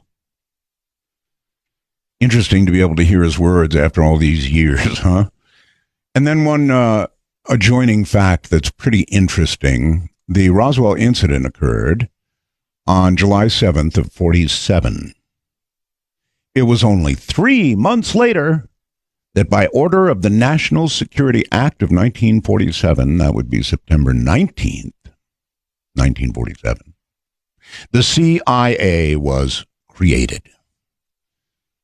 What a coincidence, huh? All right, coming up now, Jeremy Meador. Jeremy is a Las Vegas, Nevada resident, so he's just over the hill here, who's been interested in the paranormal and ufology since he was very young, so we can probably ask him about the paranormal too. He's part of a group from southern Nevada called the Bigfoot's Pad Paranormal. What a name. He co-founded that in 2003. Jeremy has appeared on numerous media interviews and TV networks like Sci-Fi, History Channel, International Channel, speaks frequently about ufology and the supernatural. In the last few years, Jeremy has been working on a case from northern Nevada involving lots of strange UFO activities. And here is Jeremy Meador. Jeremy, hello. Yeah, how are you doing today, Art? I'm fine. How are you? I'm doing good. Just got done eating dinner around here, actually. Okay. I didn't interrupt, I hope. Oh, no, you're good. I actually finished right before the show began. Okay. Are you on a cell phone? Yeah, right now I actually am. Okay. Do you have a real phone? No, just this one. Only that one. What happens if your battery goes dead, Jeremy? I'm actually plugged into the wall right now. All right. It's like right next to the computer. If I thought. All right. It's close. Well, we'll hope for the best. It's hard to know where to begin because I hate to say this, and I appear ignorant, but I never heard of the Ely crash. Not very many people have, actually. Oh. See, where to begin? Well, the Ely UFO crash is kind of a weird sort of event. I actually, when I began researching it, I turned from one UFO crash to two UFO crashes and a UFO landing. I guess people actually get the facts all mixed up and they combine it into one big event. So you're in for a pretty interesting story here today, Art. I know most people find this very fascinating. There's stories of men in black. I've actually encountered the men in black in person. There's physical UFO samples that I was given and I picked up from the crash site area. So there's plenty to talk about here. For those who don't know, how big a town is Ely today? It's between 2,500 and 4,000, depending on who you talk to and who you ask exactly. 1947, and it was one summer evening. They were sitting out here. Dad looked up in the west and saw an object that came down and had lights blinking, and it was rather frightening to him, but he said all of a sudden it seemed to rock a little bit and sort of counterbalanced itself, wiggle a little bit, and then seemed to settle down and take off at a rapid rate of speed. The next day, reporters heard that the Air Force had found fragments of the mystery object crashed on a remote ranch northwest of Roswell. Excitement ran high until officials announced it was only a weather balloon. Major Jesse Marcel, in charge of the operation, now tells a far different story. They took pictures, of course. They had a whole flock of microphones there. They wanted me they wanted some comments from me, but I wasn't at liberty to do that. So all I could do is keep my mouth shut. And General Ramey is the one who discussed, told the newspapers, the newsmen, what it was and to forget about it. It was nothing more than a weather observation balloon, of course, which we both knew differently. Major Marcel had to keep silent because of his strategic position at that time. He was in charge of all security and intelligence on atomic tests in the United States and the Pacific. Marcel retraced his secret recovery operation across the hot New Mexico desert. We left Roswell perhaps around 3:30 or 4 o'clock in the afternoon. As you can see, it's flat. It is very difficult. In fact, was just verbal directions, we never would have found it. We had to follow the rancher out there. The crash site was so remote, it took an entire day to drive there. The following morning, we went out to the site where the crash was. And what I saw, I couldn't believe there was so much of it. It was scattered over such a vast area. So we proceeded to pick up as much of the debris as we could, loaded in a wagon. We filled that up. It took us a good part of the day to do that, because it was such small fragments that we had to do a lot of picking. We found a piece of metal about a foot and a half to 2 feet wide and about 2 or 3 feet long. Felt like you had nothing in your hands. It wasn't any thicker than the foil out of a pack of cigarettes. But the thing about that got me is that you couldn't even bend it. You couldn't dead it. Even with a sledgehammer would bounce off it. So I knew that I had never seen anything like that before. And as of now, I don't know what it was. There is new evidence that the FBI then got into the case with a different cover story. Lawyer Peter Gersten, searching through declassified government documents, came across a mention of the Roswell case. One of those documents related to an incident in Roswell, New Mexico, which indicated that the object which had crashed was an experimental kite. The FBI investigated the incident and determined that it was terrestrial, that it was from an organization which had been doing research in experimental kites. What did crash in this desert? A UFO? A weather balloon? A radar-reflecting kite? It was not anything from this earth that I'm quite sure of. All right. Because I was